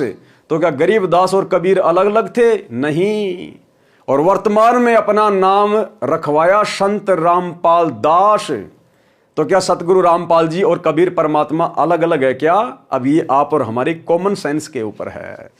तो क्या कह रहे हैं गुरुदेव? कबीर अलख इलाई एक है, नाम धराया दो। कहे कबीर दो नाम सुन, भरम में पड़ो मत कोई। कि ये दो नाम सुनकर भ्रम में मत पड़ जाना कि सतगुरु रामपाल जी और कबीर जी अलग अलग होंगे, दोनों एक ही हैं। कबीर राम रहीमा एक है, नाम धराया दो। कहे कबीर दो नाम सुन, भरम में पड़ो मत कोई। जिस प्रकार हिंदू उस अल्लाह को क्या कहते हैं? राम। और मुसलमान उस अल्लाह को क्या कहते हैं? रहीम। तो परमात्मा कहते हैं वो तो एक ही शक्ति है, ये तो तुम सोच रहे हो कि वो अलग अलग हैं। ठीक इसी प्रकार गुरु ही परमात्मा है, गुरु ही कबीर है। भले हम अपनी छोटी बुद्धि से गुरु को अलग माने, कबीर जी को अलग माने, लेकिन आध्यात्मिक दृष्टि से वो कबीर परमात्मा खुद ही गुरु बनकर आता है। तो हमारे गुरुदेव जो पूर्ण गुरु की भूमिका कर रहे हैं, स्वयं परमात्मा है। सतगुरु पूर्ण ब्रह्म है, सतगुरु आप अलेख, और सतगुरु रमता राम है, याम में मीन न मेख। और भाई और बहनों, परमात्मा कहते हैं गुरु को पूर्ण ब्रह्म कर जाने। अब पूर्ण ब्रह्म कौन है? कबीर जी। तो गुरु को क्या मान के चले? कबीर। गुरु को पूर्ण ब्रह्म कर जाने, और भाव कभू नहीं आने। अपने मन में और विचार भी मत करना इसके अलावा कि मेरे गुरु के अलावा कोई और भी परमात्मा होगा, कोई और भी कबीर होगा। ये स्वयं ही कबीर हैं। कबीर कृष्ण करीमा एक है, नाम धराया दो। कहे कबीर दो नाम सुन, भरम में पड़ो मत कोई। कबीर काशी काबा एक है, एक राम रहीम। मैदा एक पकवान बहु, बैठी कबीरा जी में। जिस प्रकार मैदा एक ही वस्तु है, लेकिन उसके कई प्रकार के आइटम बन जाते हैं, उसकी मिठाइयां बन जाती है, मैदा की बर्फी भी बन जाती है, मैदा से लड्डू भी बन जाता है। अब लड्डू अलग, बर्फी अलग, नाम अलग अलग हो गए, लेकिन वस्तु एक ही है, वो एक ही वस्तु से बनी है। तो इसी प्रकार कबीर परमात्मा ही सतगुरु की भूमिका करता है, इसलिए उनमें कोई भेद नहीं समझना चाहिए। गुरु गोविंद दो नहीं भाई, जब तक दो समझेंगे दो जग में जाही। और आगे देखो परमात्मा ने कितना क्लियर कर दिया, अपना नाम तक लिखवा दिया धर्मदास जी से 650 साल पहले, कि वर्तमान में वो कबीर परमात्मा संत रामपाल जी के रूप में आएगा। कबीर एक वस्तु के नाम बहु, लीजे वस्तु पहचान। कि एक ही परमात्मा के बहुत नाम है, उसको पहचान लो। कबीर एक वस्तु के नाम बहुत, लीजे वस्तु पहचान। ये कबीर परमात्मा सतयुग में सतसुकृत नाम से आया, त्रेता में मुनिंद्र नाम से आया, द्वापर में करुणा में नाम से आया, फिर गरीबदास जी के नाम से आया, कभी जिंदा बाबा के नाम से आया, वर्तमान में सतगुरु रामपाल जी के नाम से आए। तो कह रहे एक वस्तु के नाम बहुत है, लीजिए वस्तु पहचान। अपने गुरु को पहचान लो कौन है। कबीर एक वस्तु के नाम बहु, लीजिए वस्तु पहचान। नाम पक्ष नहीं कीजिए, सार तत्व ले जान। कि नाम के चक्कर में मत पड़े कि उसका नाम तो कबीर है, कबीर है, वो कबीर ही भगवान है, डाढ़ी मूंछ वाला भगवान है। कहते सार तत्व को पहचान ले। जो ज्ञान वर्तमान में उस कबीर वाला, उस कबीर के जैसा यदि कोई और दे रहा है तो वो कबीर ही है। कबीर के अलावा कोई सृष्टि रचना संसार में नहीं बता सकता। कबीर के अलावा कोई काल से पंगा नहीं ले सकता, समस्त धर्म ग्रंथों को खोल के नहीं बता सकता। निस्वार्थ भाव से परमार्थ का काम नहीं कर सकता। बंदी छोड़ की तत्वदर्शी संत की सतगुरु की भूमिका नहीं निभा सकता कबीर के अलावा कोई भी। तो परमात्मा कह रहे हैं नाम वाम के चक्कर में मत पड़ना, सार वस्तु ले जान। जो सार वस्तु है ना उसको पहचान ले। कबीर सब काहू का लीजिए साचा शब्द निहार, पक्षपात ना कीजिए कह कबीर विचार। अब आगे देखो 2 लाइनों में परमात्मा ने बिल्कुल क्लियर कर दिया। 650 साल पहले धर्मदास जी से लिखवा दिया कि कलयुग की पिछली पीढ़ी में कबीर किस नाम से आएगा। कबीर राम कबीरा एक है दूजा कबू ना होए। कबीर राम कबीरा एक है। अब सांसारिक दृष्टि में तो दुनिया यह समझेगी कि जो दशरथ पुत्र राम है उसके बारे में कहा गया है कि राम कबीरा एक है। लेकिन आध्यात्मिक दृष्टि से हमने क्या समझना है, राम यानी रामपाल। राम कबीरा एक है क्योंकि मालिक को पता था कलयुग की पिछली पीढ़ी में जब मैं रामपाल दास के नाम से जाऊंगा, 8 सितंबर 1951 को गांव धनाना में जाके प्रकट होऊंगा, लीला करूंगा। ये काल इतनी आसानी से मेरे भक्तों को मुझे परमात्मा नहीं मानने देगा। उस दाढ़ी मूंछ वाली फोटो के पीछे लगा देगा भक्तों को, जैसे पहले राम और श्री कृष्ण की फोटो के पीछे लगा रखा था। तो मालिक को मालूम था, इसलिए परमात्मा ने संकेतों में धर्मदास जी से लिखवा दिया कबीर राम कबीरा एक है कि कलयुग की पिछली पीढ़ी वाले भक्तों रामपाल, राम यानी रामपाल और कबीर दोनों एक ही हैं। और एक छोटा सा सत्संग गुरुदेव का हिसार जेल से आया हुआ विशेष संदेश नंबर 75। क्या कह रहे हैं गुरुदेव कि 650 साल पहले वो परमात्मा गरीबदास जी के पास में आए और भाई आज तुम्हारे सामने प्रकट है, पहचान सको तो पहचान लो। तो गरीबदास जी के सामने कौन आए थे, गरीबदास जी के समय कौन प्रकट हुआ था, यही कबीर जिंदा महात्मा के रूप में। और गुरुदेव कह रहे हैं भाई अब तुम्हारे सामने प्रत्यक्ष है, प्रकट है, पहचान सको तो पहचान लो। अब इससे ज्यादा खुल के गुरुदेव और क्या बोलेंगे कि भाई गरीबदास जी का गुरु वो जिंदा बाबा, मैं तुम्हारा गुरु सतगुरु रामपाल जी ही हूं। इसीलिए तो गरीबदास जी ने कहा था कि सतगुरु दिल्ली मंडल आईसी सूती धरनी सूम जगाईसी। कौन सतगुरु? गरीबदास जी अपने सतगुरु के लिए कह रहे हैं कि जो जिंदा बाबा मुझे सतगुरु के रूप में आके मिला था वही आगे चलकर दिल्ली मंडल में आएगा गांव धनाना में कि सतगुरु दिल्ली मंडल आईसी सूती धरनी सूम जगाईसी। और यहां गुरुदेव ने इस ऑडियो में स्पष्ट कर दिया कि उत्तर दक्षिण पूर्व पश्चिम क्यों फिरदा दाने दाने नु, सर्व कला सतगुरु साहिब की हरि आए हरियाणे नु। कि भाई वो गरीबदास जी के समय प्रत्यक्ष प्रकट था और भाई अब तुम्हारे सामने प्रत्यक्ष आया हुआ है, प्रकट है, पहचान सको तो पहचान लो। यानी गुरुदेव ने साबित कर दिया कि तुम्हारा गुरु ही वो कबीर है जो गरीबदास जी को मिला था। सुनिए तो क्या बताते हैं, उत्तर दक्षिण पूर्व पश्चिम फिरता दाने दाने नो, और सर्व कला सतगुरु साहिब की हरि आए हरियाणे। गरीबदास जी के समय आए तेरी बारे भाई प्रगट सामने था रे, पहचाने जात पहचान लियो। गरीबदास जी के समय आए तेरी बारे भाई प्रगट सामने था रे, पहचाने जात पहचान लियो। गरीबदास जी के समय आए तेरी बारे भाई प्रगट सामने था रे, पहचाने जात पहचान लियो। तो भाई और बहनों अब ये वाणी हमने अपने तरीके से समझनी है। एक सिक्के के 2 पहलू होते हैं। परमात्मा एक तीर से अनेकों शिकार करते हैं, अनेकों शिकार।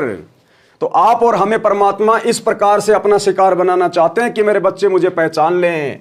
कबीर राम कबीरा एक है दूजा कबू न होए। कि अगर कोई दाढ़ी मूंछ वाली उस फोटो को ही कबीर जी मान रहा है तो वो तो वैसे भी नहीं है कबीर, वो तो मुर्दा फोटो है, तुम्हारे किसी काम की नहीं।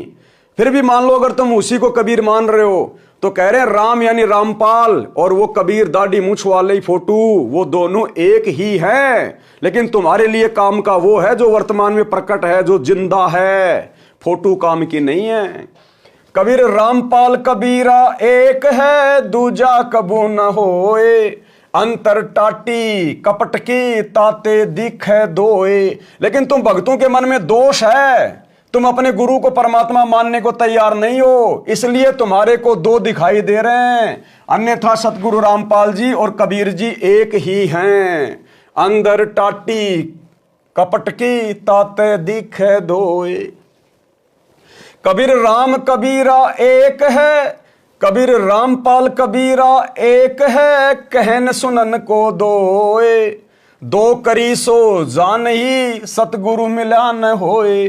और जब तक कोई दो करके जानेगा अपने गुरु को और कबीर को, सतगुरु मिला न होए।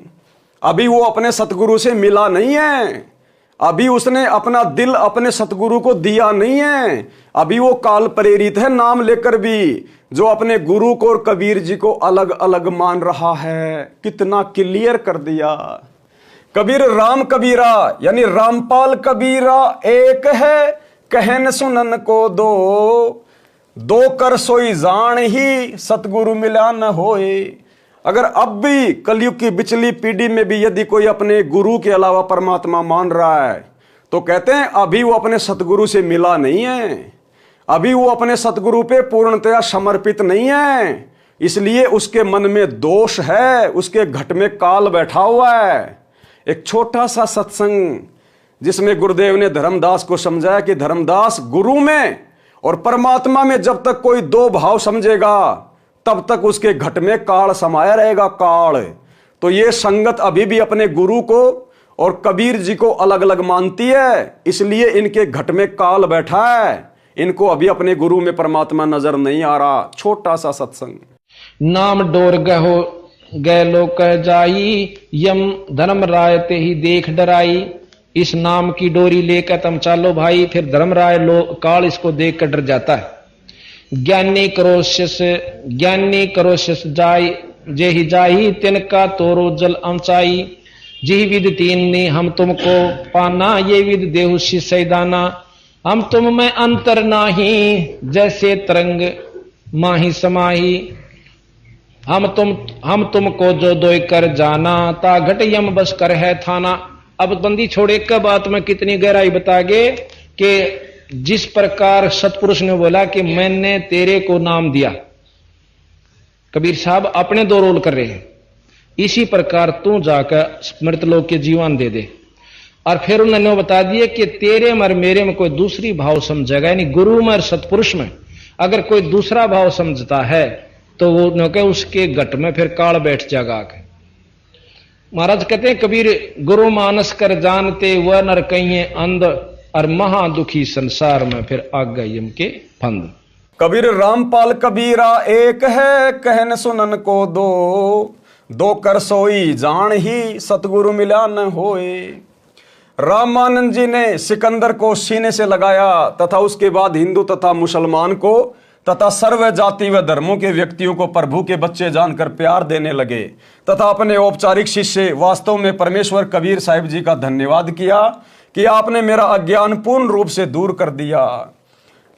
हम एक पिता प्रभु की संतान हैं, मुझे दृढ़ विश्वास हो गया। दिल्ली के बादशाह सिकंदर लोदी के साथ उनका धार्मिक गुरु शेख तकी भी बनारस गया था। वह रेस्ट हाउस यानी विश्राम गृह में ही रुका था, क्योंकि शेख तकी हिंदू संतों से बहुत ईर्ष्या करता था तथा उन्हें वह उनके शिष्यों को काफिर कहता था, इसलिए स्वामी रामानंद जी के आश्रम में जाने से इनकार कर दिया था। राजा सिकंदर लोदी के साथ स्वामी रामानंद जी के आश्रम में नहीं गया था। महाराजा सिकंदर ने विश्राम गृह में आकर परमेश्वर कबीर साहिब जी द्वारा अपने असाध्य रोग का निवारण केवल आशीर्वाद मात्र से करने तथा स्वामी रामानंद जी को पुनः जीवित करने की कथा खुशी खुशी अपने धार्मिक पीर शेख तकी को बताई तथा कहा कि पीर जी, मैं पूर्ण रूप से स्वस्थ हूं, मेरे किसी अंग में कोई पीड़ा नहीं है। रात्रि का समय था, प्रभु कबीर साहिब जी सुबह आने की कहकर अपनी कुटिया पर चले गए थे। शेख तकी ने बादशाह के मुख से अन्य संत की भूरी भूरी प्रशंसा सुनी तो अंदर ही अंदर जल भुन गया। रात भर करवटें बदलता रहा, परमेश्वर कबीर साहिब जी को नीचा दिखाने की योजना बनाता रहा। स्वामी रामदेवानंद गुरु महाराज जी की असीम कृपा से नहीं, यहां तो केवल परमात्मा अपने मुंह बोले गुरुदेव को महिमा दे रहे हैं, ताकि आप और हम भगत भाई बहन अपने गुरुदेव से शिक्षा लेकर अपने पूज्य गुरुदेव जी को महिमा दें। जो कि हमारे पूज्य गुरुदेव तो वास्तव में महिमा के पात्र हैं। इनके अलावा तो सृष्टि में किसी और की महिमा की नहीं जा सकती, क्योंकि और कोई महिमावान है ही नहीं। तो स्वामी सतगुरु रामपाल जी परमेश्वर जी की असीम कृपा से पारक के अंक का सरलार्थ, यानी गुरुदेव के द्वारा जो सरलार्थ किया गया है, उसके ऊपर ये वीडियो बनाने की श्रृंखला समाप्त हुई। सत साहिब यानी सतगुरु रामपाल जी परमात्मा, सत यानी अविनाशी, साहिब यानी परमात्मा, सतगुरु रामपाल जी यानी सत साहिब। तो भाई और बहनों, आज के वीडियो में केवल इतना ही। कल रात्रि 8 बजे सभी भाई बहन फिर से लाइव जुड़ेंगे। आगे के वीडियो में परमेश्वर ने आप और हमारे लिए क्या शिक्षा छुपा रखी है, कल रात्रि 8 बजे सभी भाई बहन लाइव जुड़िए।